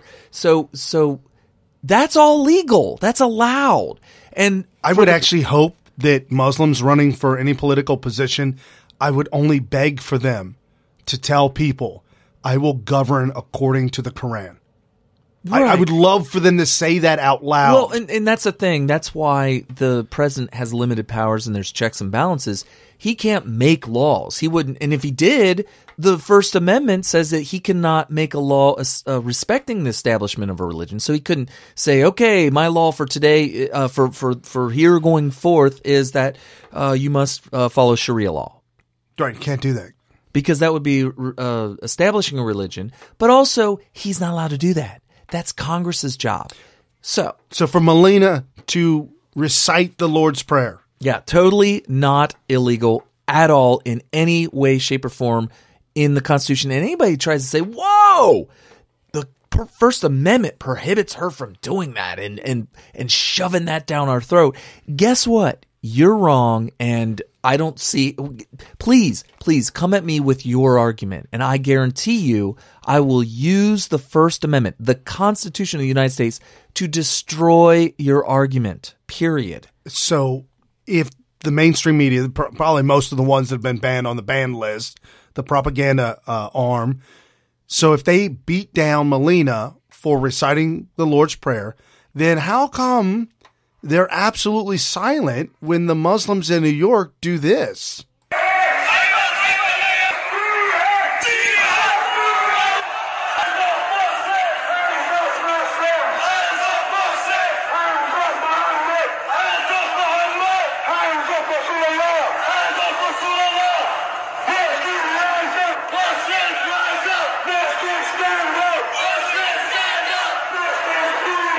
So they're chanting Muslims rise up, Muslims chant, Muslims stand up. They're saying hands off Muslims, hands off Allah.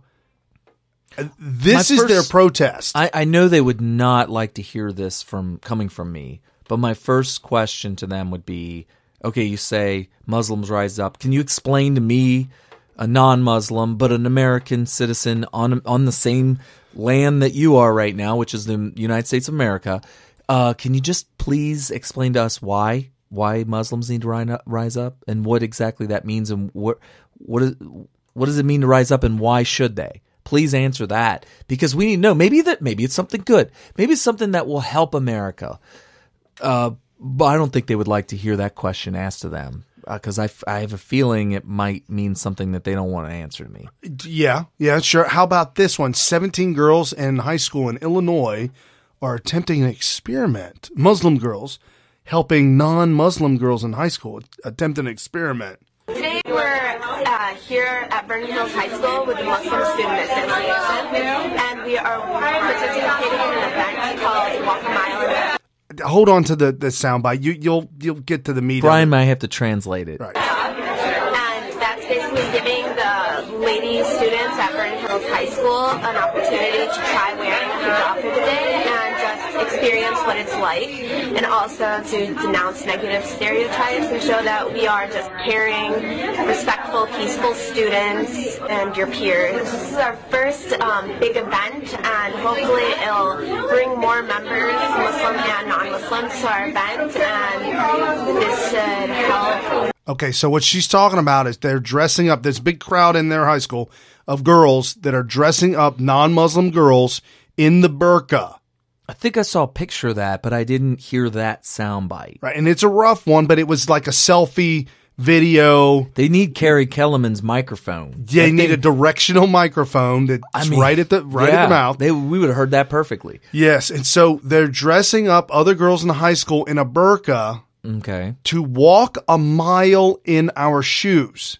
And they're going to walk a mile with the burqa on so that they can learn what it feels like and the oppression that they get from wearing the burqa. They're going to feel whatever they feel. If they want to feel oppressed, they're going to feel it. If they want to feel not oppressed, they're going to feel that too. So whatever, it's a completely confirmation bias in the making here. But you know what it reminds me of? Brian and I went to a town hall meeting in the city of Cincinnati. It was my city hall meeting. And there was this woman there who appeared to be white, but she had the hair cover on. Dude, I almost forgot about that crackpot. Oh, yeah. So she was in what appeared to be the kind of garment that you would wear if you were Muslim. I'm not talking the full ninja outfit. I'm just saying... with the screen door? No screen door. No. All it was her hair was covered with very colorful, ornate thing that you don't see her hair. It wasn't like a solid black or solid white. No, it wasn't that. It was colorful, but I've seen that before. And I have a Muslim friend whose wife does wear that very thing. And I noticed her, but didn't think nothing of it. So she decided she was going to go around and talk to people. So she came around and she basically held out her hand and said, "I'm here in peace," or something. I can't remember exact words, but she reached out to shake her hand. And when she got before to me, the town hall started, right? This was before it started. And let me tell you, it wasn't like, "Hey guys, oh hi there, I'm here with the town meeting." That's too. the way I felt it.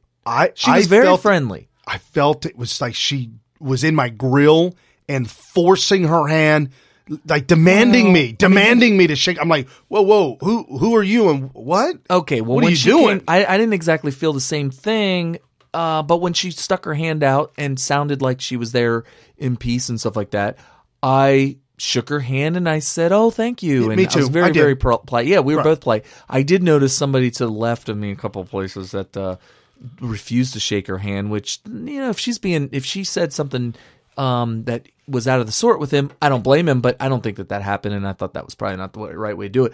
When she went up to speak, we all took our turn to go up and give the idiotic mayor of Cincinnati a piece of our mind. Right. 2 minutes each. Yeah, so she went up and she ripped the thing off her hair and she said, "Ha! I'm a white woman, and you all thought I was Muslim. And let me tell you something. I got really poorly treated because of it." And we're just like, now you're a crackpot. Yeah, you didn't get that from me. No. And you didn't get that from Brian. No. And you didn't get that from a whole bunch of other people that she tried to shake hands with. There was one guy that was in my row that just ignored her. And I could see how I can see how you could. I can see how you could ignore. The other day, we were walking in the street, not in a back alley, but in a side street, and there seemed to be might have been homeless, might not have been, but he was sitting on the curb, and he started talking to us and coming at us. Those kind of people, especially if you've lived in L.A. for any extended period of time, or large cities, Chicago, New York, you see that and you walk away from it. I don't know you, don't come up and talk to me. Right. So I'm just giving this guy the benefit of the doubt. I have no problem with somebody ignoring a complete stranger wanting to walk up and talk to them. Well, and by the way, she was standing real early on, like an hour before the meeting started. She was standing in solidarity with a guy, an old white man, wearing a sombrero and a baja and a banjo. How is that not racist? Well, somebody said something hilarious when he went up to go give his 2 cents. Somebody screamed out, "Cultural appropriation!" Right. And that I couldn't help but crack up laughing because she was absolutely right. Talk about throwing the social justice warriors giving him, dishing it back to him is basically what she did. And I thought that was hilarious. But she was with him and he was holding up this ridiculous sign. I can't remember exactly what it said, but if you guys listen to us on a weekly basis, you know what we're talking about because it was like the graphic for one of our shows. You could probably scroll through on Spreaker right now and find the show. It's the old white guy with the sombrero who was culturally appropriating.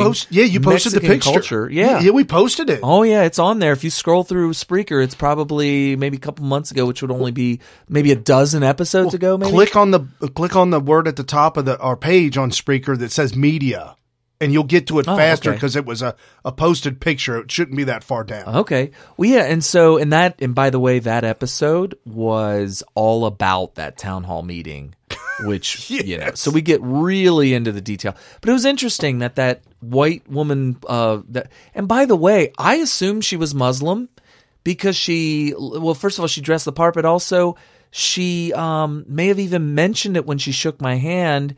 I had no reason to believe she wasn't Muslim, and for her to point out, you thought I was Muslim, but I'm actually white, and that's racist. Right. And sure, you're white, but that didn't mean that. It's not that you fooled me about your race because you turned out to not be Muslim. I knew you were white, and that didn't make me assume that you weren't Muslim. Right, and not only that, but I never was in fear. Oh, she's got a garb on her head. I should be in fear. I never at one point in time ever had a fear that because she had the garb on her head that something was going to happen to me.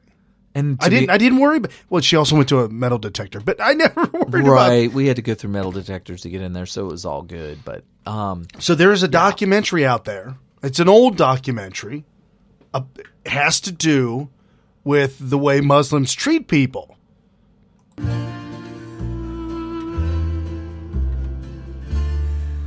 Durka Allah, Muhammad Jihad. What? Bak Allah, Muhammad Jihad. What? Okay, so this guy dressed up like a white guy, American, dressed up like a Muslim, attempting to go into a Muslim bar. Okay. That's guarded by Muslims. Uh-huh. And they're asking him, what are you doing here? Bagala! Muhammad Jihad! La Durka Muhammad Jihad! Muhammad Jihad! Oh, shit. Come on, Gary. Act. You have the power. Bak, Durk Allah. Durka, Muhammad Jihad. Haka Sherpa, Bakala. Oh, Durka. This bad, I know it is, but it's hysterical. Oh, I gotta see that movie. I saw it one time when it was new. What was it called again? Team America. World Police. And that was back during, I think it came out during the Bush administration. Yes, during the Bush. And the whole joke is that, folks, we don't have to act. Just because you wear it on your head doesn't mean I'm coming at you for any reason whatsoever. And that's this girl that you mentioned that we saw was wanting a reaction. She was wanting attention. She was a racist. By the way, that's bad attention again. Bad attention. Ma'am, that's bad attention. Right. You gotta treat Democrats like children because that's the way they act, that's the way they behave, that's the only way they understand. You gotta treat them like really poor behaving children. Oh, speaking about that, and here's the LA protest that I was thinking about. That protest that we played was in New York. This protest is in LA by none other than Jodie Foster. Oh, great. So according to the article, industry pros, entertainers, and civilians assembled by the hundreds for United Talent Agency's United Voices. They rallied outside the company's Beverly Hills headquarters. Among the featured speakers at the event protesting Trump administration immigration policies. By the way, would you not agree with me? These are not Trump's immigration policies. Right. The policies of immigration are not Trump's. Trump did not write immigration policies, correct? No. I mean, this would have been something, not only that, but a lot of this stuff would be done by Congress. Right. They write there are rules and laws. There are laws on the books already. All Trump and the administration want to do is enforce the current laws on the books. So anyways, they claim that it's Trump's immigration policies. Was Oscar Award winner Jodie Foster, who told the crowd that it's time to engage. As the very, very dead Frederick Douglass once said. Why would she say that like that? The very, very dead Frederick Douglass. That's the first time I heard that. I don't know if I can really interpret. I'm trying to read between the lines, but it doesn't make any sense. It's time to engage, as the very, very dead Frederick Douglass once said. Why? I've never heard of anybody who was not alive anymore referred to as very, very dead unless you were trying to make a point about the fact that he's dead. Because Trump referred to him in the present day. That's it. By the way, I'm not even an English major. And I made a very, very quick tweet challenging anybody to tell me how the tense on that was wrong. He did refer to him in the past tense. Right. And he was referring, the present tense part of his tweet was referring to like his legacy. Which still lives on. Right. So I don't even think nitpicking whatever it was, the grammar of Trump's tweet about Frederick Douglass, I believe was factually wrong. Right. But anyway, the very, very dead. So it was a jab. It was a jab at Trump. Okay, acting like he was alive. So yeah, thanks for reminding me of that. I was like, what? What does that mean? Very, very dead. But that's what it was. So any time is a good time for illumination, and this is the time for illumination. I believe this time is filled with light. I just don't get these crazy liberals. Like, if it's not a scripted part. A scripted role for them, I don't think they should be speaking out, especially if it's not filtered through their writers. Like, somebody should have scripted this, somebody better. And if she did have somebody scripted, man, you got to get a better writer. Because this just, it ain't cutting the mustard. Anyways, speaking about all this, I just want to bring all this up. The protest, the illegal immigration, the illegal criminals. They're not undocumented immigrants. They are criminals who've broken federal law. If you've broken federal law, you have to pay the consequences. I'm sorry. There's nothing to do about it. And there's no country in the world that would allow you to do what's being done right now. It's just unconscionable. And more unconscionableness. Making up words now. Unconscionableness, is that even? I don't know.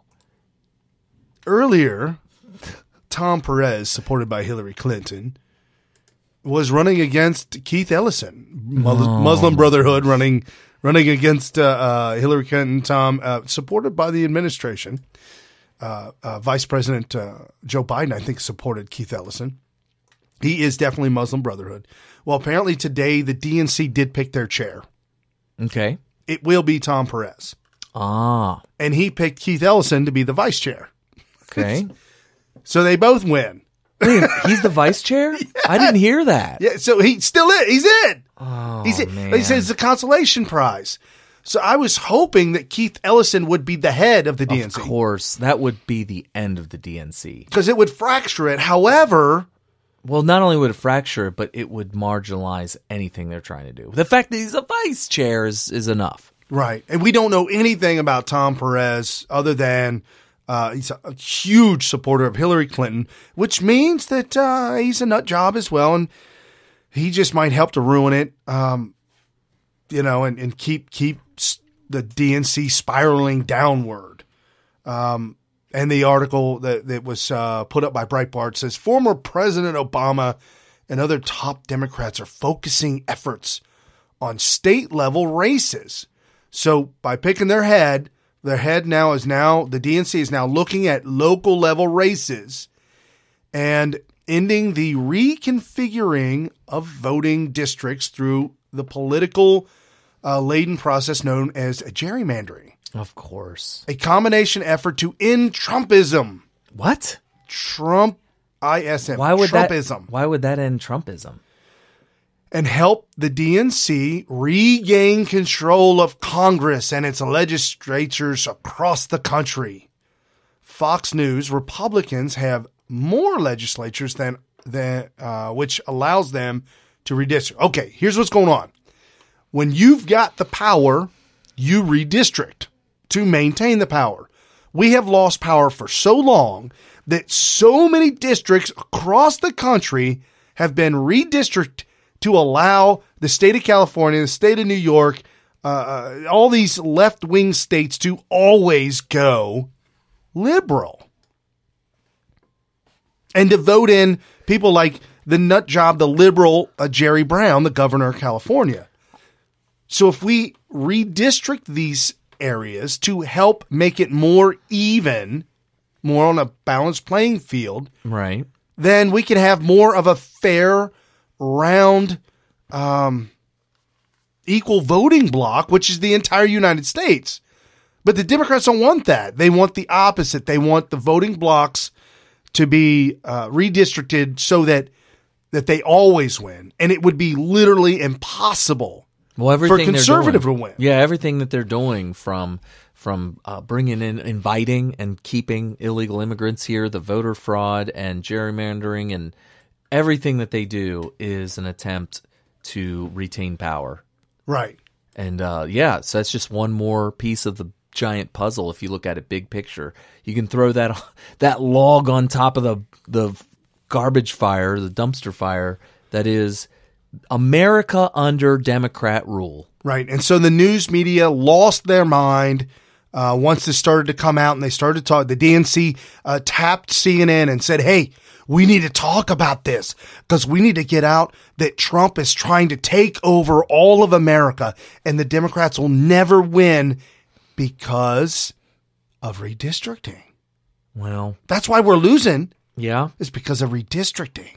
Well, we'll see. I mean, you're talking about on a local level, because at the national level, we know exactly how it works. We have the different electoral college votes based on states. So There's no gerrymandering. Gerrymandering is when you actually move the voter district's borders in a way that benefits you. And so we're talking local types of races as opposed. But, all politics is local. So if you want power to be in the hands of responsible, mature, pragmatic problem solvers such as your average everyday conservative, then this stuff needs to be helping conservatives out more at the local level. So that way we have more power to make America great again using the free market capitalism and that kind of stuff that you see in the conservative side of politics as opposed to the Democrats. Because when you have the entire city council and mayor all democratically run, it's ridiculous. And the water's being poisoned.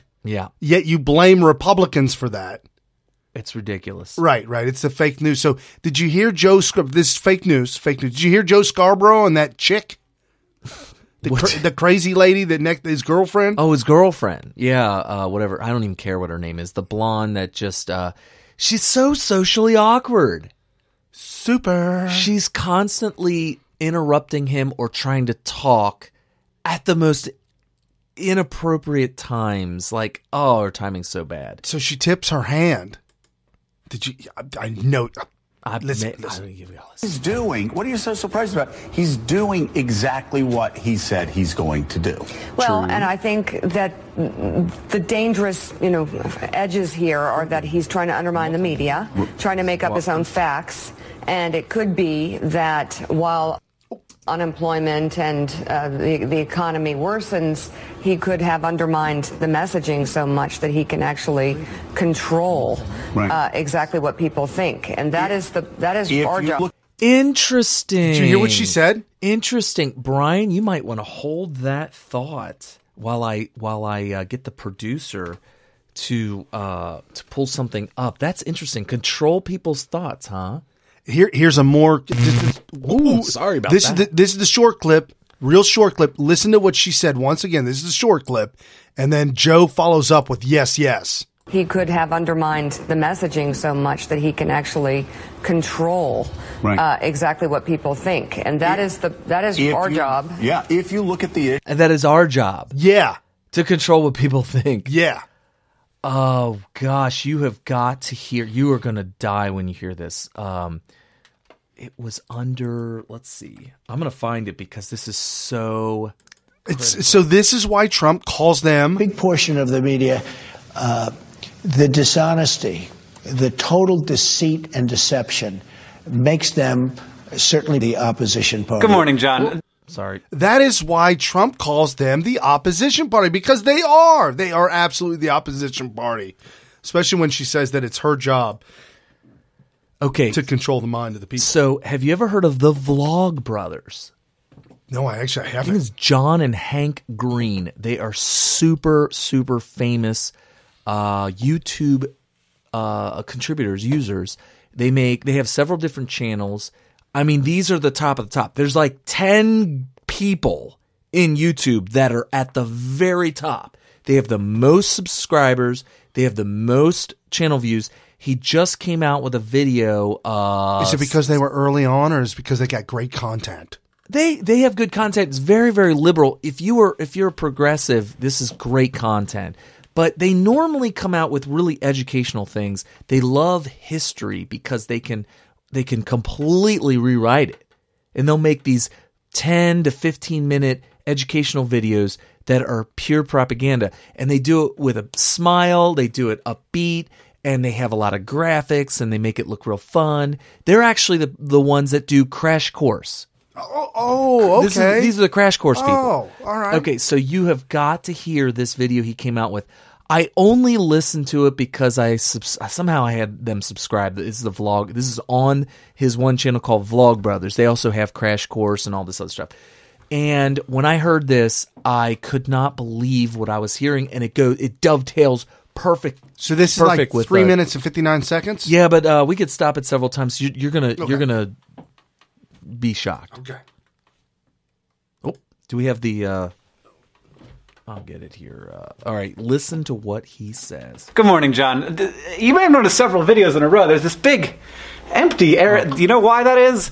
It's because over here... I'm going to fast. There it is. Okay. That's better. So, John, I think it is important for us to talk about the things that we disagree with our old selves about. So I wanted to talk about this train that I used to be on called the Machiavellian train. I don't know why it's a train. I decided just now. And the idea is that good people have to be willing to do all the same stuff that bad people are willing to do in order to get a good outcome, because otherwise the bad people are going to do all their bad stuff and they're going to get their bad thing done. So this is called the ends justifies the means. Oh, you're rolling on me. The ends justifies the means. That means that look, we're doing good work here, and we got to break a few eggs to get that omelet made. What? Yeah. So divert from your moral conscience as a Christian. Well, because there's a greater good at the end. And so, and now the argument he makes right off the bat is well, look, the bad people who are doing bad stuff are doing bad things to get the bad outcome, and they're breaking all the rules and whatever. Ends justifies means for the bad people, and because of that, they have an unfair advantage. So why don't we level the playing field by also doing bad things to get the good outcome? That's what his premise is here. All right, and that's what he thinks he's been doing. Now, let's see. Idea to me as a younger man. Partly, yes, because it allowed me to excuse me doing things that maybe weren't in concert with my values. But I think it was mostly because it played into this thing that I wanted to believe about myself, that if I could only use my brain enough, I could manipulate other people and the world to an eventual positive. Did you hear that? His belief. He believes, first of all, forget the ends justifies the means. He thinks that in order to get his positive outcome, that doesn't matter if you're doing good or bad or whatever, you have to manipulate people. That sounds like some John Lennon BS. Beyond that, this is this is Machiavellian. This is the worst of the worst. So anyway, to an eventual positive outcome. Like I was the protagonist in a lot of the books that I liked. Like I was Ender Wiggin or Frank Chalmers or Paul Atreides. If you don't know what those things are, that's fine. We don't read the same kinds of books. As I have gotten I've never heard more that before. Power. You hear people in social media circles call this influence, but let's call it what it is. I've gotten way more wary and even sort of afraid of that perspective. So I want to give you some reasons why I think like the Machiavelli train is made of BS. So first, healthy societies rely on trust. Thank you. Okay. Bingo. Now you know what I'm honestly thinking at this point in the video? I'm thinking this guy is right on the edge of just turning from a progressive to a conservative. And, this is the kind of thought process. What do they call that? A thought experiment. Right. These are the kind of thought experiments. By the way, I was a bleeding heart liberal. For those of you who've listened to us long enough, you've heard me talk about it before. For the first 25 years of my life, I was pretty much a liberal, atheist, bleeding heart, progressive, all the above. And it was these kind of thought experiments that started, wait a minute, what's going on here? Is this really right? So I'm thinking that that's where he's going with this. Just to let everybody know, real quick, that Machiavelli, Niccolo Machiavelli, is best known for his writing called The Prince.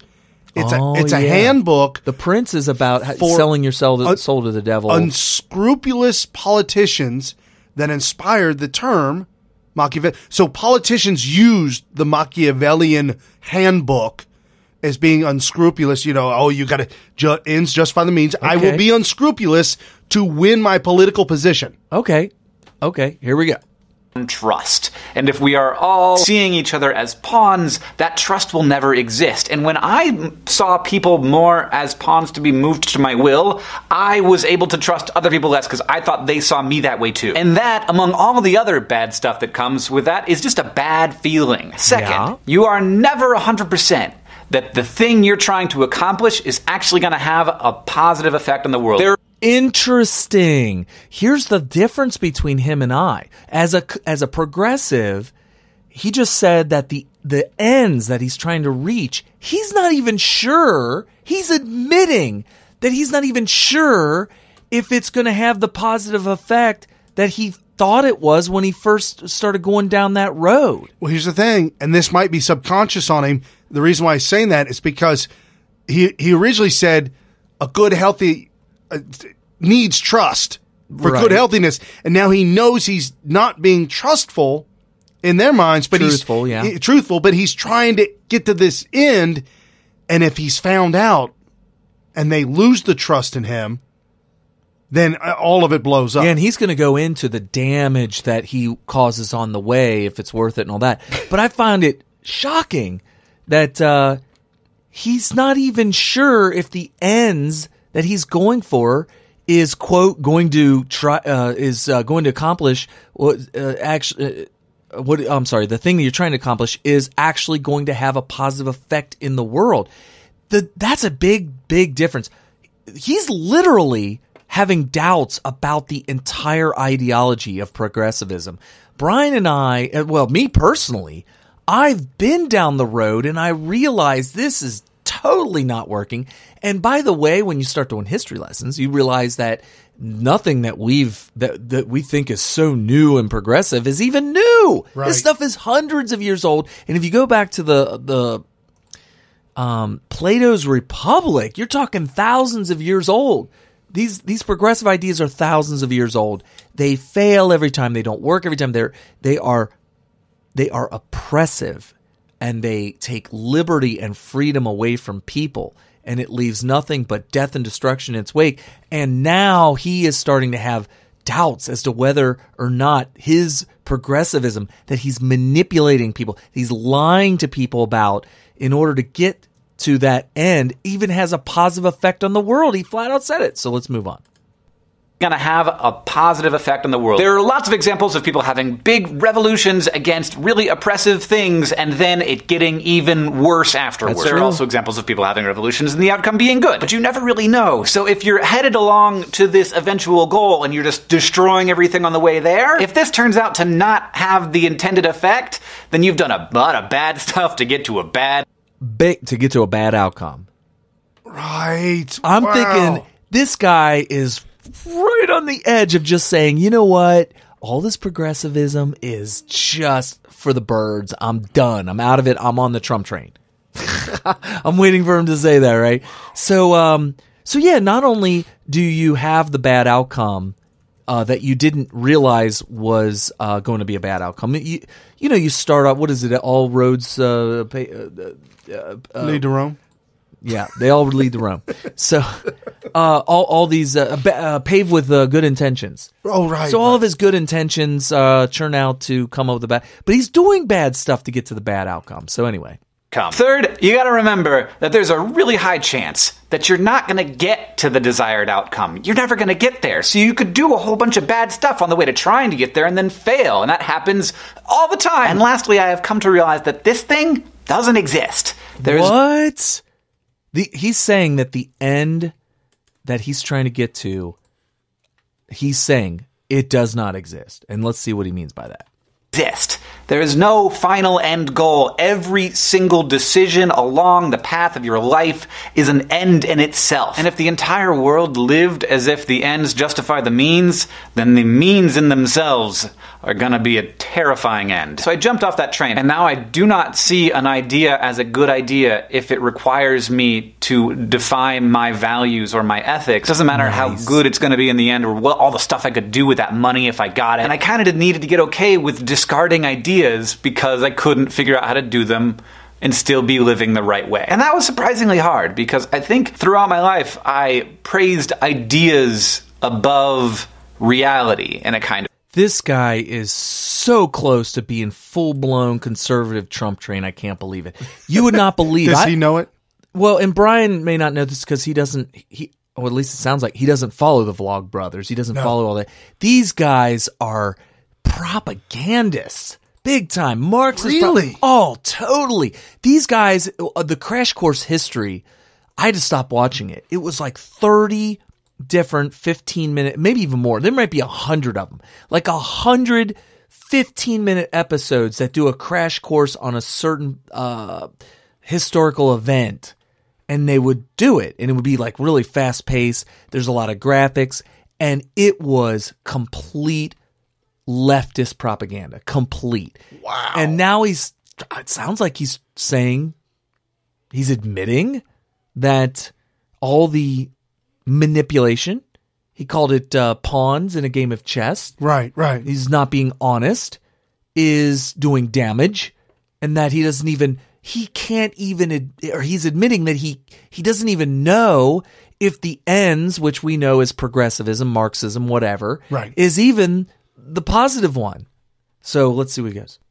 Above reality in a kind of way. I don't know if that made sense. And I needed to get over that, and it's kind of been a liberation for me because, one, limitations are actually good for ideas. Like, being able to do anything to get to your desired goal can be really paralyzing. And two, it means that when I fail, which I will do over and over and over again, and we all will do, at least along the way to that failure, I did a bunch of things that I believed in. And honestly, I've come to accept and believe that it's those millions of tiny, sometimes invisible actions more than any huge accomplishment that really makes humanity work. John, in the last 10 years of doing this with you and with this community, this is one of the best and most helpful, most important lessons I've learned. Thank you for that. Memento mori, and I will see you in Boston.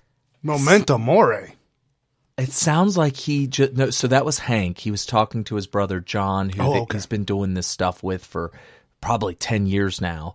He's pretty much saying, what I've learned is that we have done so much damage to society, to the world, not just society, the whole world. We've done so much damage because what we've done to achieve the goal that he's not even sure has a positive outcome on the world, which is progressivism. He's not sure now. He now is not sure it has the right outcome. the road to that has been paved with lies and manipulations and all kinds of negative things that each in and of themselves have done damage. Wow. It's amazing. Oh my. It's even more amazing to me because I've been watching this guy propagandize the world with all of his videos. And from now on, anytime anybody references anything that he does, I'll just refer to him to this admonition that he's been wrong. And not only has he been wrong, but he's done damage in the process. Is this like the random act of journalism? I'll tell you what, it might have been the only honest thing they've ever done.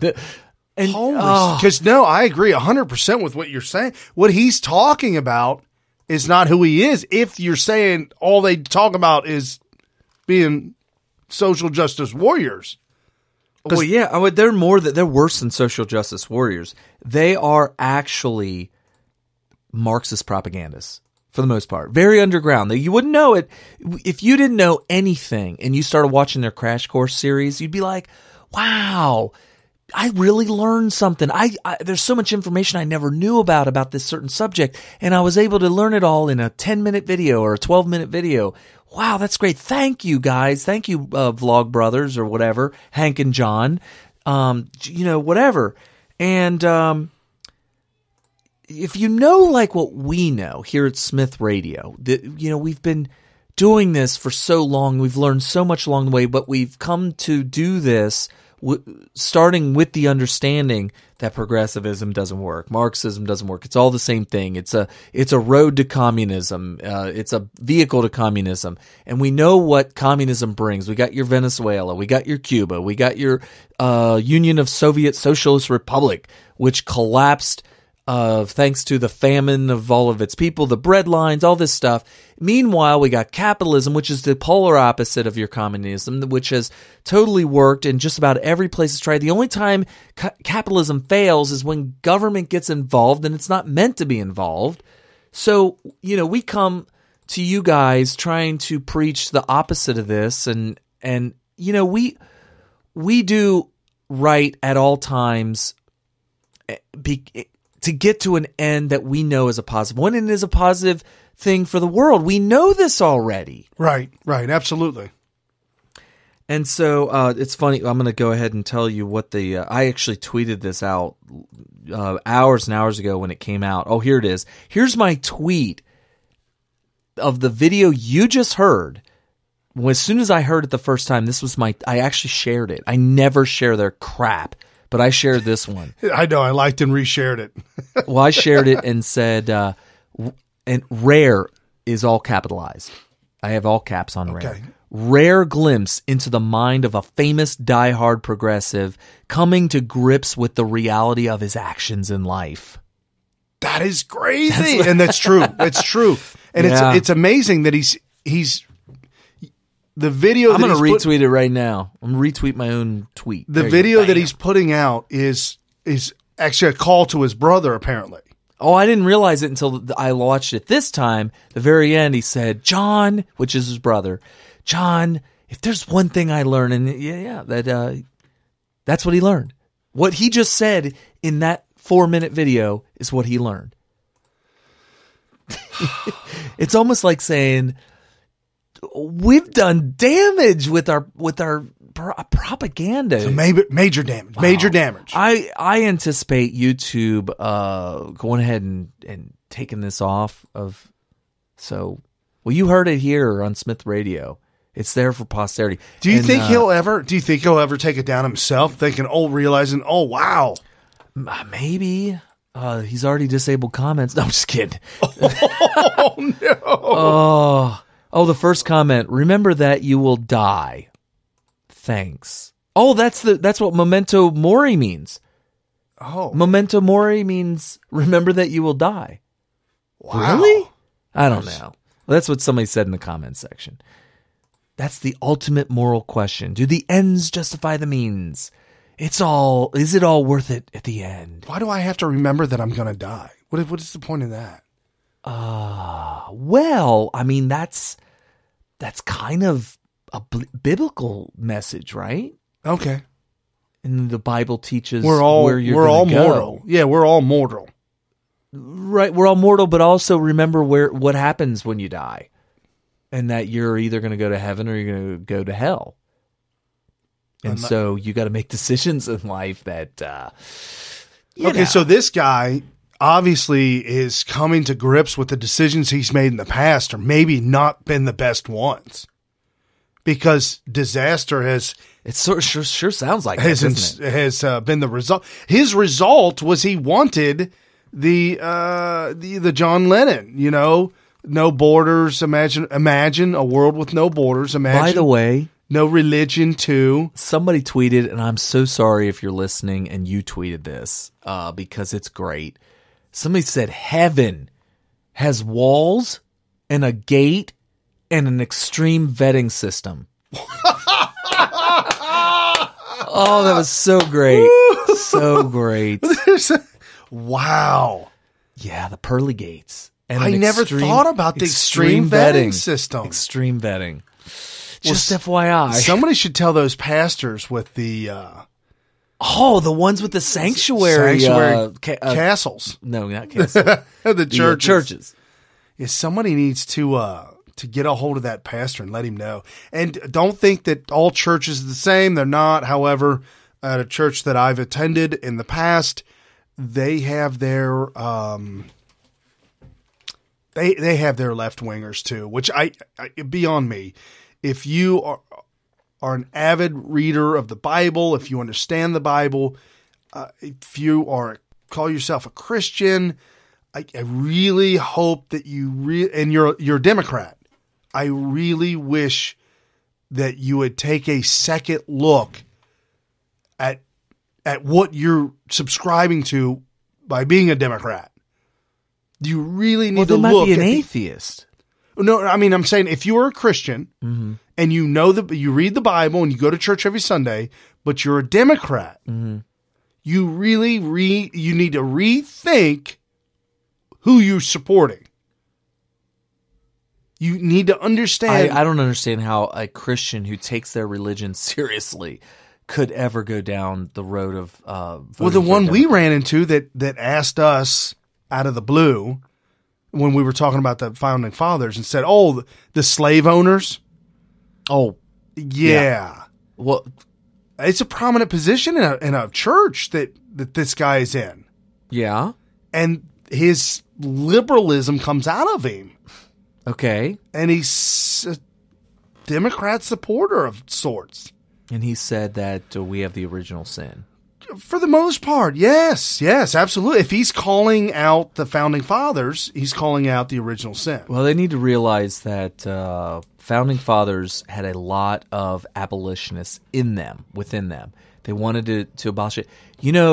Thomas Jefferson, who might be one of the most significant founding fathers in all of U.S. history, tried to abolish the slaves in the Constitution by including slave. Oh, that's right, Declaration of Independence.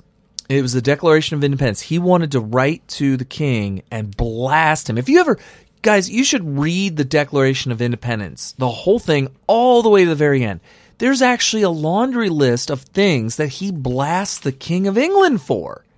That's what part of the... He makes the case for the Declaration of Independence by telling the king how immoral and horrible he is, and he included in it a giant portion of enslaving Africans, is what he said, and he called that an abomination, whatever. And I'm paraphrasing, and saying how bad it was, and he was using that as justification to declare independence from them. And guess what? A couple of idiots from, I guess it was South Carolina and Georgia, said, whoa, we are not signing that if that's in it. And they sent him back to rewrite it, and he took it out. And then they signed it. And that was the part of all 13 colonies being unified, because they knew that if they came at them and said, hey, 11 of us are on board, 2 of them aren't, but that's okay because we're 11. 11 out of 13 were on board. do that. Can't you know do what that. would happen? They would send all of the British Empire's military to those 2 states as staging zones. Right, they would stage it in Georgia and North Carolina. They or would wherever stage it them all was. there, and they would fight out of there. They would develop. They would churn It's their it home into, base. Oh my god! Yeah, the home base. With all 13 of them unified, they had one base, and that was the British Isles, and they had to send them all the way over there. And while they were in the 13 colonies, anywhere they stepped foot outside of Canada, of course, they were in unfriendly territory. So they had to go up to some of it was Florida, because at the time it was a Spanish territory. They had to go to Canada, and it was just a debacle for Great Britain. Had they been able to know that South Carolina and Georgia they could have gotten colonists from those colonies to fight for them, for the British. Right, absolutely. Wow. So that's why Thomas Jefferson knew that he had to do that. It's kind of baby steps. It's kind of unfortunate that we followed up the ends justifying the means with that. Oopsies. Well, anyway. we need to end abortion. Yeah. So, what do we? I mean, what bad things are we doing to justify our ends, which is to stop the American Holocaust for the abortion thing? I mean, it's not like I'm doing something bad to make that happen. Now, if you were one of these crazy idiots that are blowing up abortion clinics, that actually is hurting the cause. Right. But yeah, that would be somebody who's doing something bad, thinking that it's going to get to the ends, which it doesn't. So. However, by not abolishing slavery in the Declaration of Independence, because slavery is already the law of the land. Yeah, it's already there. It's not like they're doing something bad. They're not adding slavery. Yeah, and I do not agree. I don't subscribe to this convoluted thinking, this logic, that by not ridding yourself of, or ridding a situation of something that you think is negative, that you did the negative. That's not true. I don't subscribe to it. There was somebody said, whoa, if somebody's drowning in the ocean, wouldn't you jump in after him and save him? Because if you didn't, then you killed him. No. Whoa, you made a leap of logic there that's just not there. You added something to it that's just not there. If I never existed and he ends up drowning, how is that different from not jumping in saving that? Now, some people say, what? Why wouldn't you jump in and save him? Well, here, let me throw some at, maybe there's sharks out there. Maybe you see the sharks. Maybe the sharks are circling around. Now, why would you go in there and sacrifice yourself when maybe the ends is that you both die? I mean, there's certain things. It's the same thing they do on an aircraft. If you're on an aircraft flying with dozens and dozens of people and you lose air or you lose compression and the mask drop down, they say put it on yourself first. You must. I mean, out of concern for everyone around you, you must put yours on first. Right. And it's not selfish, because as soon as yours is on, you can then help everyone around you. Right. Just like the word triage. When you're in a situation of war, they will put the ones they can save. Like they asked us in this class, they said, okay, you've got somebody with a broken leg, you got somebody that looks like they need stitches and they're bleeding, and you got somebody who has had a heart attack and going into cardiac arrest. Who do you save first? I would assume you try to save the one that's in the most critical state. No, save the ones you can save right now. Okay, bandage the guy that's bleeding. But what fix if the leg that's broken? But is the guy bleeding? Are all three of them actually have their life in threat? In danger at that moment? Yeah, they're all three at the same time. Okay. All three at the same time. I agree with you on that. 'Cause I'm thinking bleeding. Can he just wait? But you're saying he's like really bleeding, like a major artery is just gushing. Which, yeah, you could die within minutes. Right, because the person that is having that has already had the heart attack, cardiac arrest, he's unconscious. Right, okay. The the last resort is to break his chest open, literally break his chest to massage his heart to bring it back. Okay. While you're screwing around with that, the other guys are dying. You could have lost the dude with a broken leg and the Right. internal bleeding and the guy that's externally bleeding. So you might have lost 3 trying to save this one, and then he goes 2. Right. Okay. So you gotta, don't let the devil get in your head but being selfish, because it's not selfish. Put the mask on yourself first. Save the ones you can save. Yeah, I mean, what if it's my 10-year-old child who isn't a great swimmer, and somebody's drowning, and the only way he could riptide. If somebody's drowning because of a riptide, I'm not jumping in. No. And if you know, riptides are invisible. Yeah, I don't even. You do not see them. You better have a jet ski with massive power. Well, just a boat is fine, but if you're just floating in the water, you're going to drown too. So somebody that's drowning in the ocean that looks like they're able to keep their head up, obviously they know how to swim. Why aren't they coming in? Why can't they come in? Why are they screaming for help?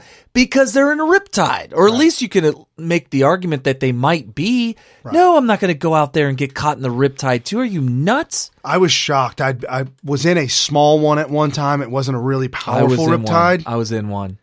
We might have talked about this, but all of a sudden I turned around and I was like, how is this possible? I'm way far away from the ocean. And I start swimming back. From the shore. Yeah, start swim back, and I wound up way down the shore from where I began. Yeah, the secret is you got to go with the water. Because a lot of times the riptide will take you diagonally. It's almost always diagonally. That's what happened. Yeah, right. So what you do is you just say, forget where I was. Let's just go with the water and get down shore a little ways. And that's how you defeated riptide. But the point is that if somebody's in that. If that person dies, here's the point. The point is that person dies. My lack of help did not kill him, so stop it. Same thing with the refugees. My lack of help didn't kill them. Right. We didn't put them in the situation. Now, there is an argument that people are saying that since Rush Limbaugh did what he did, not Rush, President. What am I? Whoa! Wow! My head just exploded there. No, if President Obama did the things that caused Syria to have millions or hundreds of thousands of refugees flee the country, blood's on our hands. Aren't we responsible to help out those refugees? Maybe you can make the argument of that. But, we had an incompetent president. Can't we wash our hands clean of the abomination that was Obama's nation? I've washed my hands since. I've showered, scrubbed with an SOS Brillo pad. I am still huddled in the corner of the shower. I have steel rash marks on me from using a Brillo pad. Oh, my goodness. It's like that scene from the Bachelor party where the guy was scrubbing himself in the shower after finding out that the girl that he was getting with pees standing up. Oh, wow. Have you seen the Bachelor Party? Yeah, the one where the horse eats all the candy. Yeah, but that with was Tom Hanks in it. Tom Hanks, yeah. The guy was scrubbing himself in the shower and everything, and I probably would too. So Obama was that person that was, or maybe it was Michelle. Well, one or the other. According to, I lost her name. She died anyways after exposing that she was interviewed. They put a mic in her face, and she said that Michelle was a tranny. And she died? And Obama was the first gay president and Muslim. Who? What? Joan Rivers. Thank you, Mr. Joan Producer. Rivers. Yes. Thank you, Mr. Producer. Oh, God. We got bailed out there. Bailed out. All right. And then Joan Rivers died shortly after that. Interesting. Even though she's like 150 years old. Well. And she had a lot of surgery. Actually, she didn't wake up from surgery, right? That is correct. She didn't die of natural causes. It was a very minor... Bill Paxton? We need to find out if he said anything critical of the wrong people. Because he was in surgery. Oh, yeah. That's how he died. He was in surgery, and they call it complications. But isn't that convenient? Isn't it always complications? Yeah, like complications from walking down the street in broad daylight in D.C. on the way to testify against the Clintons. Sean. That's a life... What was his name? Threatening... I don't know. Never forget, right? Never forget. We are so bad. Anyway. So Seth Rich. Sorry, man, producer is all over today. Seth Rich, God bless you, Seth. Are we going to talk about CPAC? Yeah, talked about it a little bit, but go ahead. Yes, there was some breaking news coming out of CPAC. Well, there was the Project Veritas situation. James O'Keefe decided to use the CPAC. You know, there's a lot of eyeballs on CPAC, and so it's probably good timing for him to come out with the audio tapes that pretty much prove what we already knew, which is that CNN is a very corrupt organization who is hell-bent on propagandizing America in order to manipulate them to vote for who they want to or support the right causes and all that kind of stuff in order to presumably implement the kind of communism that they're hoping to implement through, political ways, which would be voters or voters voting for the right candidates or constituents supporting the right causes for their congressmen and whatnot to do. So basically, that was introduced by James O'Keefe from Project Veritas. So what did you think of CPAC? We went under the guise that this is cuck training. And Correct. It's all establishment. And the reason everybody believes that is because last year, everybody, including just everything regarding CPAC, was opposed to Trump to the point where when he was supposed to be one of the keynote speakers, he just backed out. He's like, I'm not even speaking. It was a cruise crew event. Yes, it was. And so there was this. There was a lot of people saying it's cuck training, which I know Sam, our good friend and follower Sam, said that. And it's always been historically. What I saw, it was absolutely lots of young high schoolers and college students that were coming up in the ranks. Yeah, these were people that would have been children 4 years ago, 8 years ago. Yeah. Well, I mean, you're all the 18-year-olds that were running around were 10 when Obama was elected. Right. Yeah. So all these fast. When you talk about young political people, time moves fast for them. Right. Whereas opposed to somebody that's in their 40s, 50s, 60s, where it's like, yeah, I was around. There was one guy I talked to. He was a Gold Pass member, which, by the way, Gold Pass cost $5,000. This guy didn't look that old. Yeah. He had some facial hair. He actually had the exact same facial hair setup that I have with the little chops going and then whatever, the goatee, the whole beard, whatever. I thought he looked younger than me. He said he was at his 7th CPAC. So he'd been coming to this thing for a long time. He looked like he was about in his mid-30s. Wow. And so, yeah. So what would you what's your assessment of it? Did you tell him at the beginning of, by the way, I came in late, so Brian kind of introduced the first 15, 20 minutes of the show. I think that it absolutely was, there is the ability for it to be a cuck training without and I believe doubt. It used to be. If you think of the Republican Party and the kind of people that would come to a CPAC, they were establishment. It wasn't until the Trump train came along and started this movement, or maybe the movement found Trump to rally around, that you started to realize that there's a big change coming to the Republican Party flat out, and conservatism and all that stuff. And so up until 2015, right? Up until then, it has been that if you were a Republican, you were what today we refer to as a cuck. Right. Just saying. Right. And so, yeah, when you go to something like that, you're in training for being a conservative activist. I would say that this was a training for those cucks to learn that there's a new sheriff in town.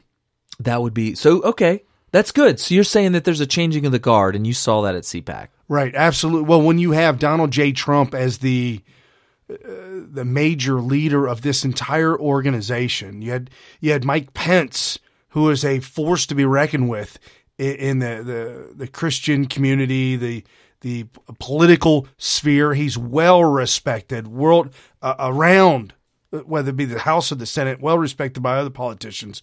You had you got Ben Carson, you've got Sheriff Clark, you've got Kellyanne Conway, you've got Judge Jeanine, you've got all these. Sean Hannity was there and did his show from CPAC. Oh, right. Yeah, that was like the first day. You got the NRA there, who is a very staunch, obviously they're all Republican, but the NRA came out and spoke and said, we took heat like none other for endorsing Trump early on. Yeah, NRA, I think, was the first major organization to endorse him. Early on. Yeah, dude, they knew Cruz something. was still in. Dude, they knew something that... Well, I don't think that Cruz was not Second Amendment friendly. I'm certain, Right. he was all about the Constitution. In fact, that was the whole Cruz crew thing. Right. Was that Cruz is constitutional to the letter. He's memorized it. He's won competitions where the goal is to memorize it word for word, and he's got it memorized. Right. And so that doesn't mean he follows it exactly to the letter, because if he did, he wouldn't be a senator. Right. But and then that led you to believe that means that Trump is not, or he's a lesser degree. But for whatever reason, the NRA saw the writing on the wall and endorsed him very, very early. And we got interviewed by the NRA TV, which I thought was really cool. That was super cool. Gary Byrne was there. I didn't get a chance to see him because we just were so busy. We were running around everywhere. And so didn't get to see him. Got to see a bunch of people. Jesse Waters was running around like crazy. That was kind of funny. He had, and see, when he got there, all those young little cucks. Oh man, the high schoolers and the college kids, But they were starstruck like none other. But we're not saying that Jesse Waters is a cuck, are we? No. Okay. No, I'm just saying that these little brains for mush, they were just starstruck. Because Jesse Waters actually likes a lot of the same people that we recommend that you follow and all that kind of stuff, Right. as far as I could tell.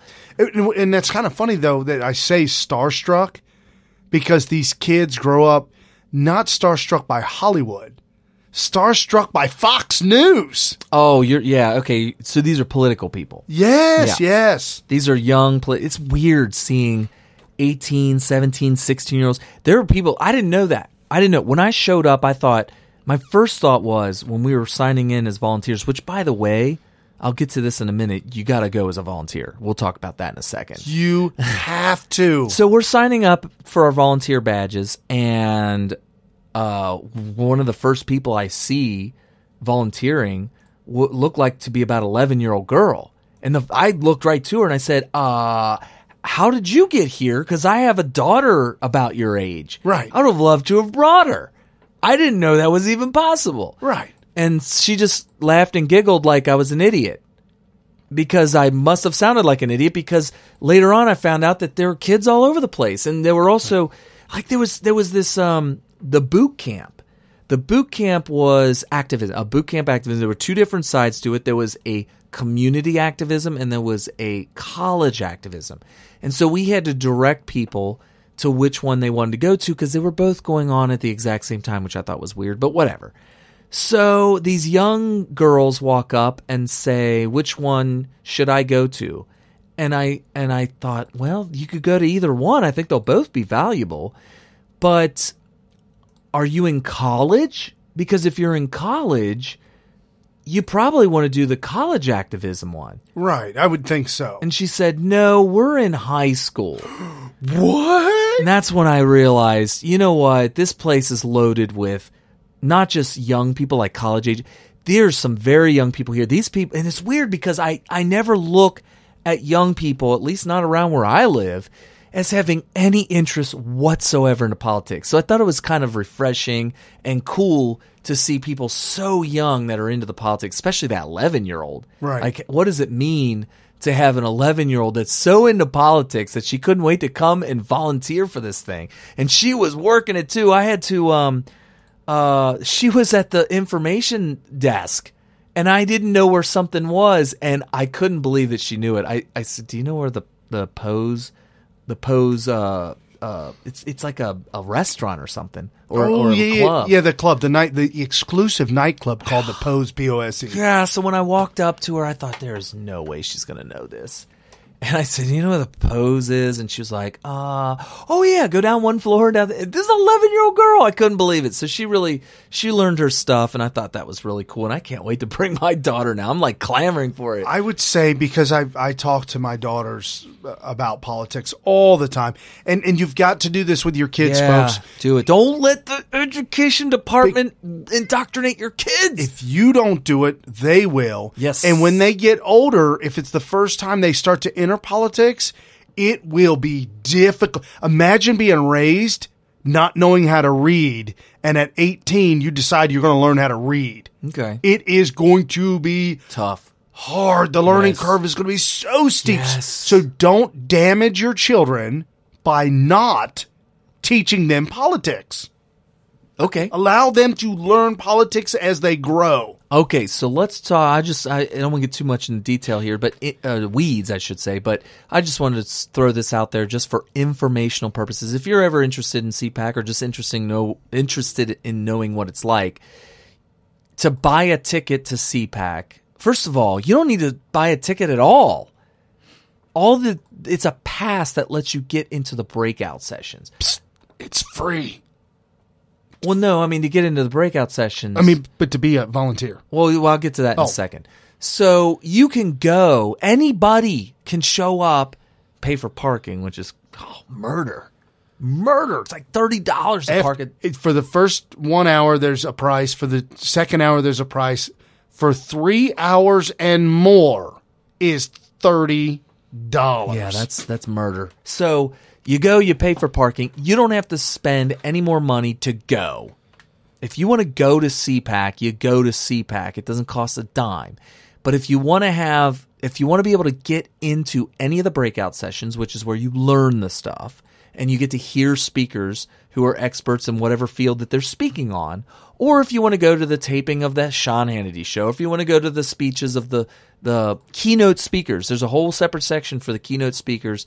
You got to have a badge, I should say. And the badges are $300 a piece. Unless you're a senior or a veteran, they're $150. I think the students might be cheaper too. It might be $150 for the badge. But general admission, $300. Pretty pricey, especially if you're bringing several people. Like if you're going as a group or whatever. If you want a silver pass, $1,500. And what that $1,500 gets you is access to events that the general admission are not privy to, or they're not able to access it, right. Such as the congressional reception, which free drinks and free food, and a lot of VIPs. It would be White House staff, congressmen, and congressmen staff, people that are the Washington staff of the congressmen. We bumped into Sheriff Clark and Kellyanne Conway, right? And so if you spend $1,500 for the silver pass, that's what you get. Also, you have priority seating in the keynote speaker area, which would be like when Pence came in and when President Trump came in. You're all up front in the grill. Yeah, you get to be up front if you have silver pass. Now the highest one is gold pass, $5,000 to get a gold pass. There are certain places you can only get into with a gold pass. Specifically, they have a VIP seating session for the gold set for the keynote speakers. That same section is where people like Second Lady Pence would sit, or or governors and stuff like that. You would actually be sitting in the same section of them. Now, the highest one. This is it keeps going up, folks. Keeps going up. The biggest, best, awesomest pass you could possibly get. Actually, I should say second best. I'll get to the highest one is staff. It's a black pass. If you work for the hotel that CPAC is being hosted at, no, not the hotel, but actually CPAC. Oh, is it CPAC? I thought the staff was a hotel. They're actual. They're not volunteers. They're actual CPAC. I'm sorry. I'm glad that when I say employees, I'm not sure if they're paid or not. But no, they are. Okay, paid employees of CPAC. Yeah, they have to administer. They everything. have completely unrestricted access to anything if they have a black I pass. fought one. It was a girl. It was a young girl, and it said staff. Yeah. And she had a camera, and I hate to think that she was media. She kept rushing the rail to get pics, and Secret Service was throwing her back. Yeah. So staff is the top of the top. There is no place you can't go with the staff badge. The second one that is almost as good. When I told on her, I went and told on her. Okay. And the other head staff member said, well, if she does it again, tell me. I took that as meaning that nobody cares. Okay. Sorry. Right. Well, eventually she got beat up by the Secret Service, right? Yeah, for the most part. Headlock. Figuratively, not literally. So if you have a staff, there is literally unlimited accessing.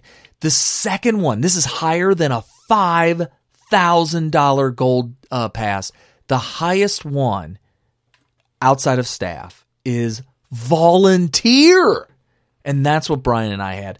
We had unfettered access to damn near anything. And it's because wherever you want to go, all the security, all the barriers, all that stuff, they assume that you got to get in there because you're working something. Right. Like the Secret Service, we were not late or anything, but we were kind of, I saw everybody going in, the volunteers going in the door. So I just kind of hurried up and rushed right behind. And Secret Service like, okay, come on. Right. Yeah. Didn't even think twice about getting me in. Oh, it's hilarious.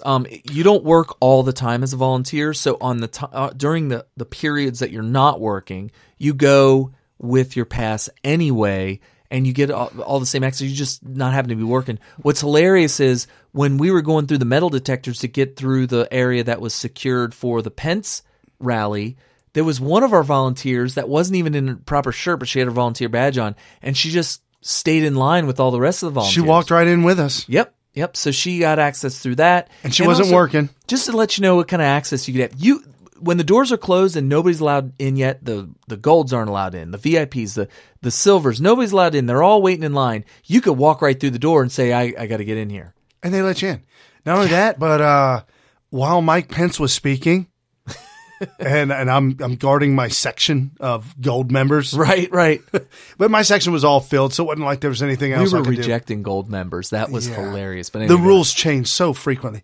Out of the corner of my eye, I looked way back in the back, way past, all the way back in the very, very back. There was a second, staging area for press only. Like the press had their press box up close and on a platform to take pictures. And then there was also a press staging area way back in the back that was gated off. And I saw Judge Jeanine back there. And I'm like, well, let's go.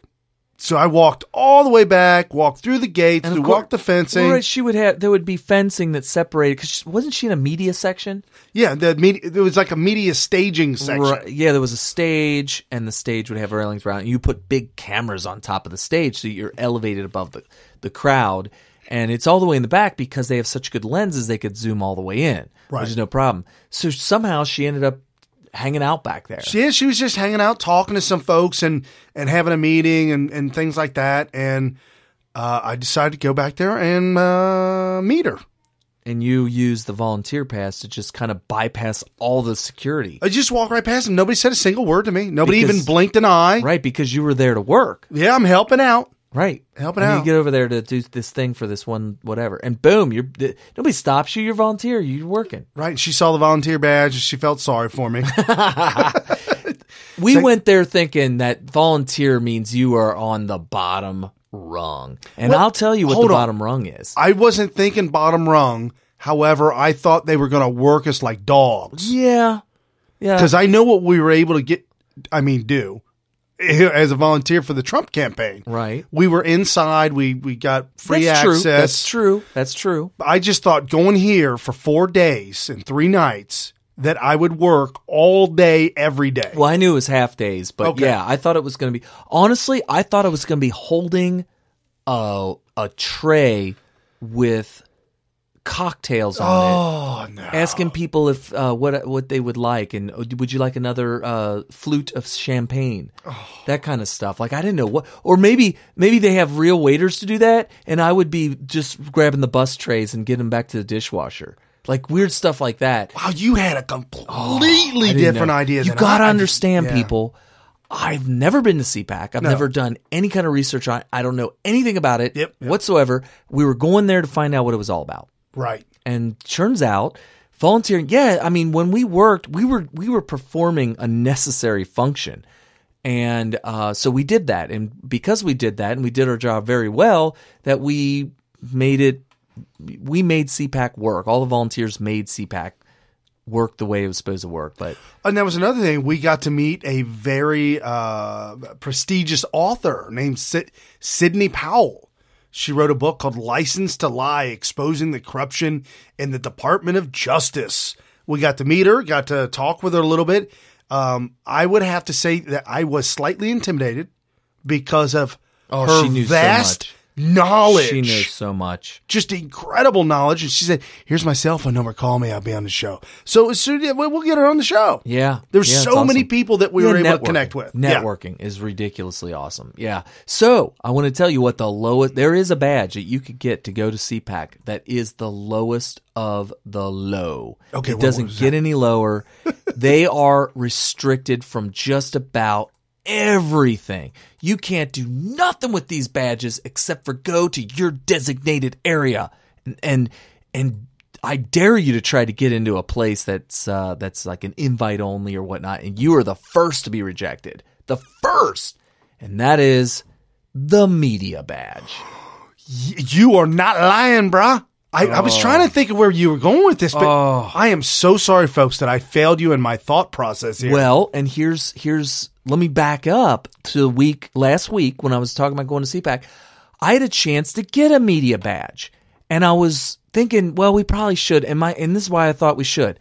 Yeah, I'm going as a volunteer, but certainly there'll be places that the media get to go and access that I just won't be able to do as just a lowly volunteer. Negative ghost And rider. so maybe I should put in for this media badge. And I put it off, and I thought, well, is it going to affect my volunteer status? You know, what's going on here? And should I relinquish if I get a media badge? If I get a media badge, should I call up CPAC and say, you know what, I'm really sorry, I got to relinquish my volunteer badge because I got work to do on media, and I'm going to do my media stuff with my media badge. Wow. Would that have ever been a ginormous mistake? Major fail, because I would have been at the executive parties while you were denied. I would have been on the horn with Brian saying, please figure out a way to sneak me in. Get me in there. And then I would have been revoked if I got caught. I'd have been kicked out. You would have gotten in trouble. Like, wait, what are you letting media in here for? Yeah, that would have been major fail. And the funny thing is, media was hardcore. They knew they were the lowest. They knew that they had no access to nothing. All they did was sneak around. They're like snakes in the grass. They're slithering, hoping we didn't see them. He was that one big dude, older guy, kind of chunky dude with media press credentials, staring at the door we were guarding for the VIP. He looked at the sign-in sheet. He looked at the door. He looked at us. He kind of walked and paced back and forth, like thinking he was to looking himself, for his opportunity or something to kind of just jump through and sneak through. And we weren't budging. There was just no way for him to get in. They were so. Other people that would show up would be like, "Oh, am I on the list?" Because there was a big list. It was a check-in list. Am I on the list? There were gold members. I'm like, yes, you are allowed in here, but please check in on the list because we need to check in. You know, whatever. It was kind of awkward to say. They attempted to check in Sheriff Clark. Did they? Yeah, he walked up to the table. Yeah, and he had somebody with him attempting to sign him in. Okay. And the folks that we were with, like, no.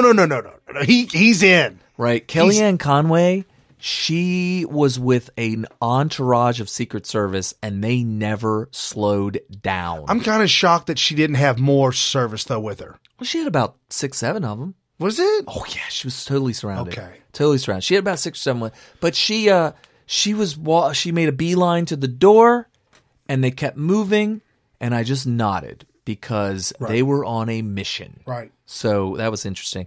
Yeah, she didn't have to check in, and everybody knew it. Like, Kelly, you're allowed in, but your Secret Service guys are not allowed. Right. They're not on the list. Right. Oh, I stopped the security. Did you hear about that? The building security, CPAC security, they had their own security that was not Secret Service, but these guys were legit, man. They looked like they were active duty Navy SEALs, and I'm not kidding. Wow. They were young. They had the high and tight haircut, and you could see their six-pack through their three-piece suit. Yeah. Yeah, it was, and they were when he says three-piece suit, there was a shirt. Oh no, he had a wife beater, the vest. Yeah, he had a wife beater, a shirt, a vest, and a suit coat, and bulging out, and a London fog over the top, and you could see the cuts. You can see the cuts. Oh, you could see the cuts. So, and then when they got mad and they flexed, it would shred off of them like the Incredible Hulk. That's how you take your clothes off if you're Secret Service. Right, you just stretch them off, and they just blow off of you. Right, so, right. So I was telling them, no, you got to be on the list. And they're like, really? They were like, there was like a mob of them, and they all looked the same, and they all looked like they could rip my head off. See, you denied Secret Service? No. They were CPAC's security. Oh, and they had special badges on their lapel. They had these special lapel pins. And I was like, yeah, you got to, if you're not gold, silver, or on that list, or work for the White House or a congressman, I'm sorry, I can't let you in. And eventually, after talking to the organizer, they were like, well, they are building staff, and I could just go ahead and let them in. So they did. They got in. Free drinks and food. No, I think they were up there. They didn't socialize. They didn't get a drink. Did you see them up there? I pointed them out to you. Oh, that pack of those guys. Yeah, they were really suspicious looking. So we got DJ T on the line tonight. Good to see you again, DJ T. Yeah, awesome. I hope you're resting up well, your travels and everything that's going on. Sam Keel said that Wayne Dupree was all negative the other night about CPAC. You mean You mean while at CPAC, he was negative about CPAC? It just says it must. Sam says it must be changing because Wayne Dupree was all negative about it the other night.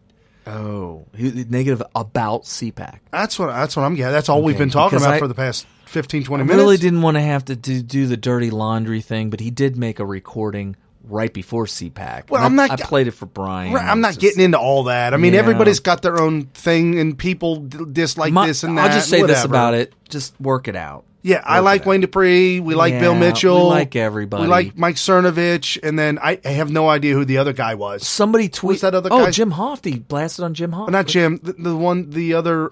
Dino. Dino. Had no idea who Dino is. Yeah, we had to learn who Dino it was. Never knew who he was before that. But here's the thing. I had a fan of all of ours. A fan of Smith Radio. She said she listens to Smith Radio. She listens to Bill Mitchell, Your Voice Radio. She listens to Wayne Dupree. We all have the same messaging. We're all educating America on conservatism and not different brands of conservatism. We're all on the same page. Wayne Dupree is friends with Milo. He said it in his... And she said, I really don't like this infighting. And when I heard that from a fan, I said, have you tried to reach out to him personally? Like personally reach out to him and say, hey... this, that, and the other thing. Can you whoever it is, because I don't know who she was concerned about directly. Maybe it's everybody. I don't know. I really don't know, because she may have heard things that I didn't hear. You know what I mean? On different broadcasts. And I said, oh yeah, I'm with you. Have you tried to reach him directly? And so my whole thing is if you're a fan of all of ours and you don't like that, please reach out to them personally, because they'll respond to fan feedback. So I don't want to get into that, because we, like Brian said, we like them all. We like all of them. Right. Cernovich, all of them. Yeah. Because we are all on the same page, preaching the same message. Right. Which is conservatism, which is saving America, Christianity, support Jews. And we all agree that Donald Trump is a good spokesman for that message and that movement. Right. And the all fact of us that do. The fact that he's a non-politician is like icing on the cake. And we all agree with that. All of us, all the people that are even that don't agree with each other that are fighting. And I wish it would all stop because I think we need to help each other, grow each other. We should support each other. We should when I mean sport that, I mean literally, hey, make sure you're listening to I like a list. I've done this for I haven't done it in a while. I should do it tonight. I would make a list of Twitter handles of people you should be following. You should be following. Oh, you sent me that list when I first signed up with Twitter. Right. I said, guys, you should be following this. Anybody new. If you know somebody that listens to us or listens to Wayne or listens to Bill Mitchell, listen to all Prison Planet, all these, they need to be following all of us. It's Mike Cernovich's big one. If you follow Mike Cernovich, you should. All Mike Cernovich followers should be following everybody I just mentioned. Should be following Jim Hoff. And Jim Hoff. If I'm missing anybody, I'm sorry, but there is a extensive list. Follow Breitbart News. Follow Drudge. Right. Follow these. This is the real news network. And these are the non-cucks. These are the people that we talk about that are establishment, that are Mitch McConnell supporters or the types.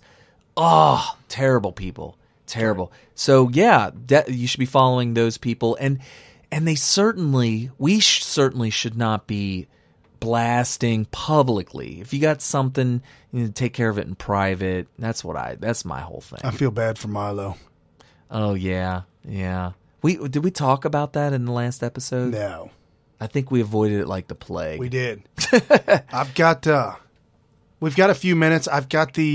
Originally Milo went on the Bill Maher show. Oh yeah, and it was a setup. It was a setup. It was the first stage of the big explosion. A setup, and so this is a montage CBS clip of the Bill Maher show with Milo that is biased, and it's a short clip, but I think it's good because it shows the beginning of the show where it was a one-on-one Milo and Maher, and then it shows the end of the show where Milo attends a roundtable meeting with Maher.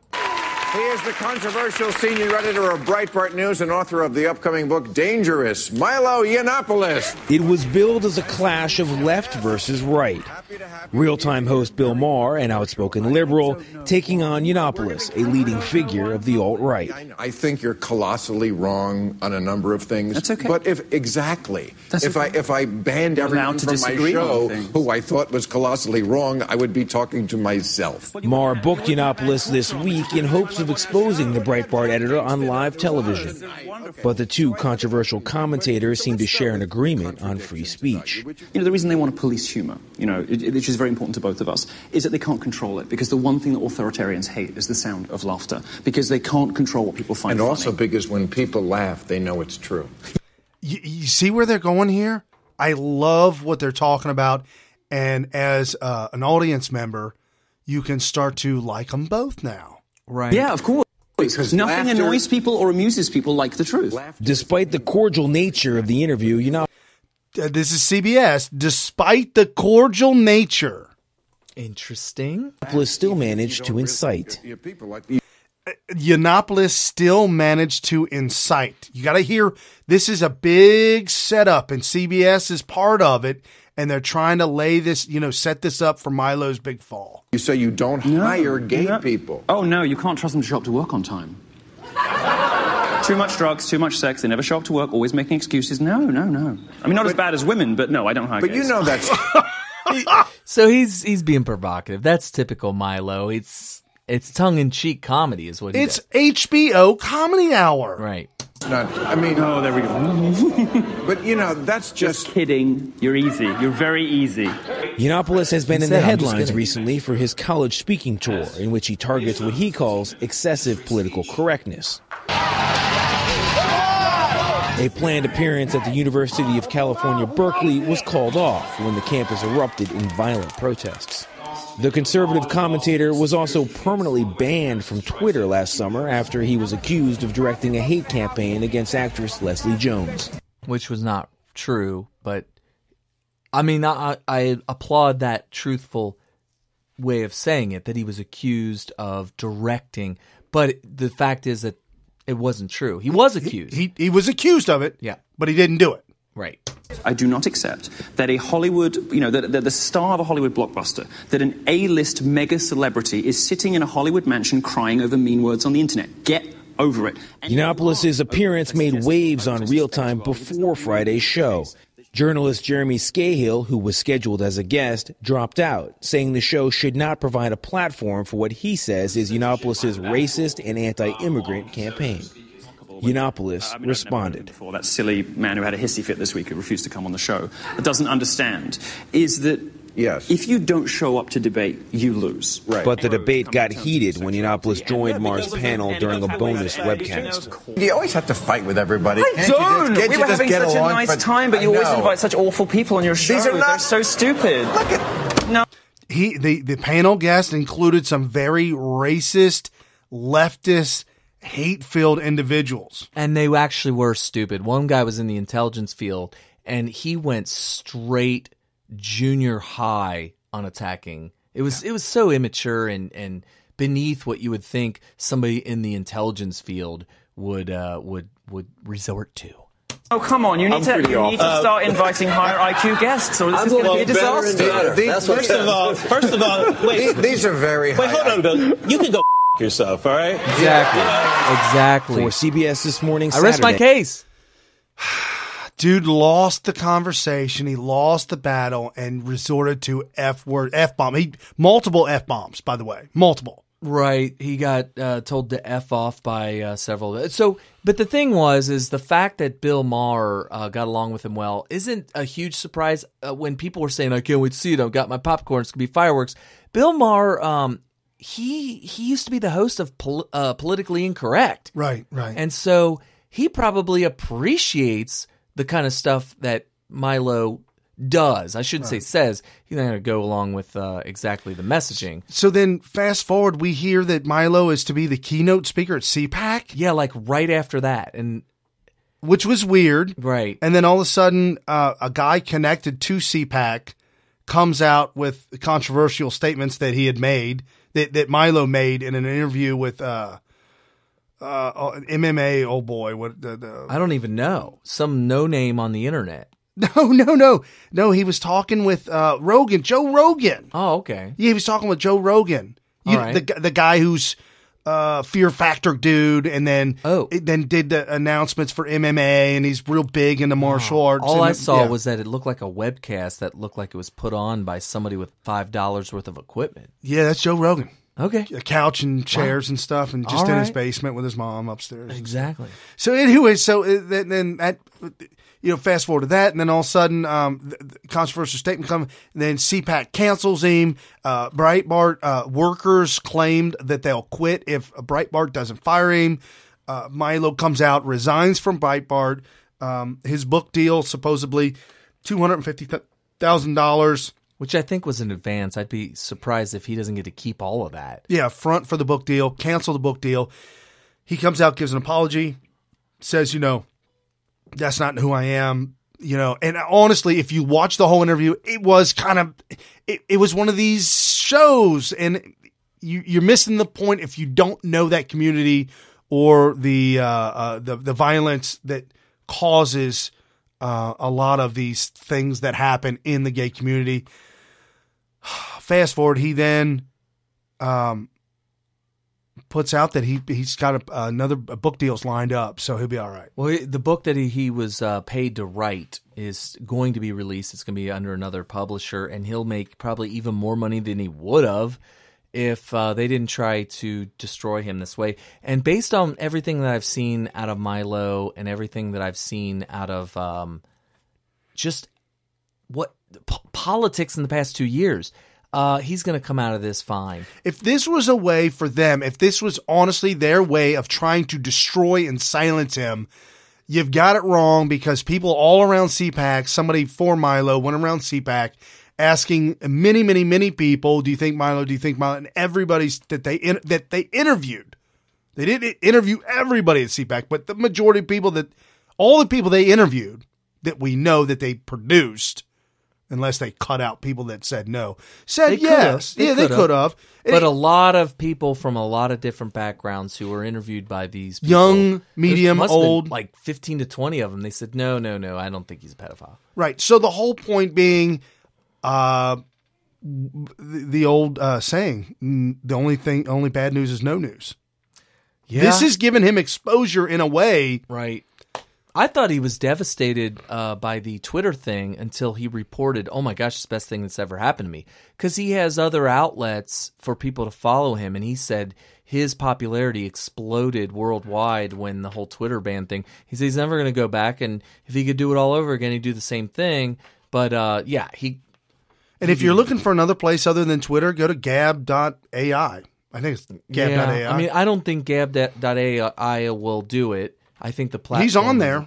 I'm just saying he's on there if you want to follow him and listen to his tweets. I don't fault you for going there. We went there. When I say went there, we filled out. We still got accounts there. Yeah, we have accounts there. Smith but Radio, I don't think it's ever going to be a Twitter. I think that somebody could come along and become a Twitter. I really am not seeing it with Gab. But that's just me. And then they could be have new leadership and lead them in a different direction. Could be. I'm just being optimistic with a positive outlook. Right.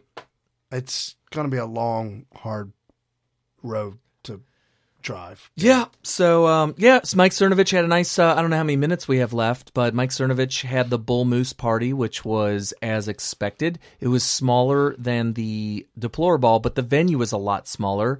We were offered anybody who wants to come up and give a speech, here's the mic, line up, let's make it happen. Brian went up there and spoke, and I thought that was awesome. And there were a bunch of other people from Cincinnati there. There was a bunch of people from Cincinnati there. People from Ohio. Yeah. Ohio, the state of Ohio, heartland of America, represented at the Bull Moose party. Sure. We are the heart of politics in America. All right, folks, if you like the show, share it with your friends and your family. Like us on Facebook, Twitter, YouTube. If you do iTunes, we're on iTunes, iHeartRadio. Man, we're all over the place. We're always all over the place. Wow. All right, have a good week, folks. Follow and share.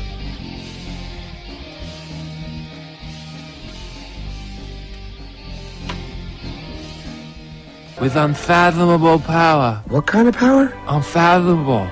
It's without fathom.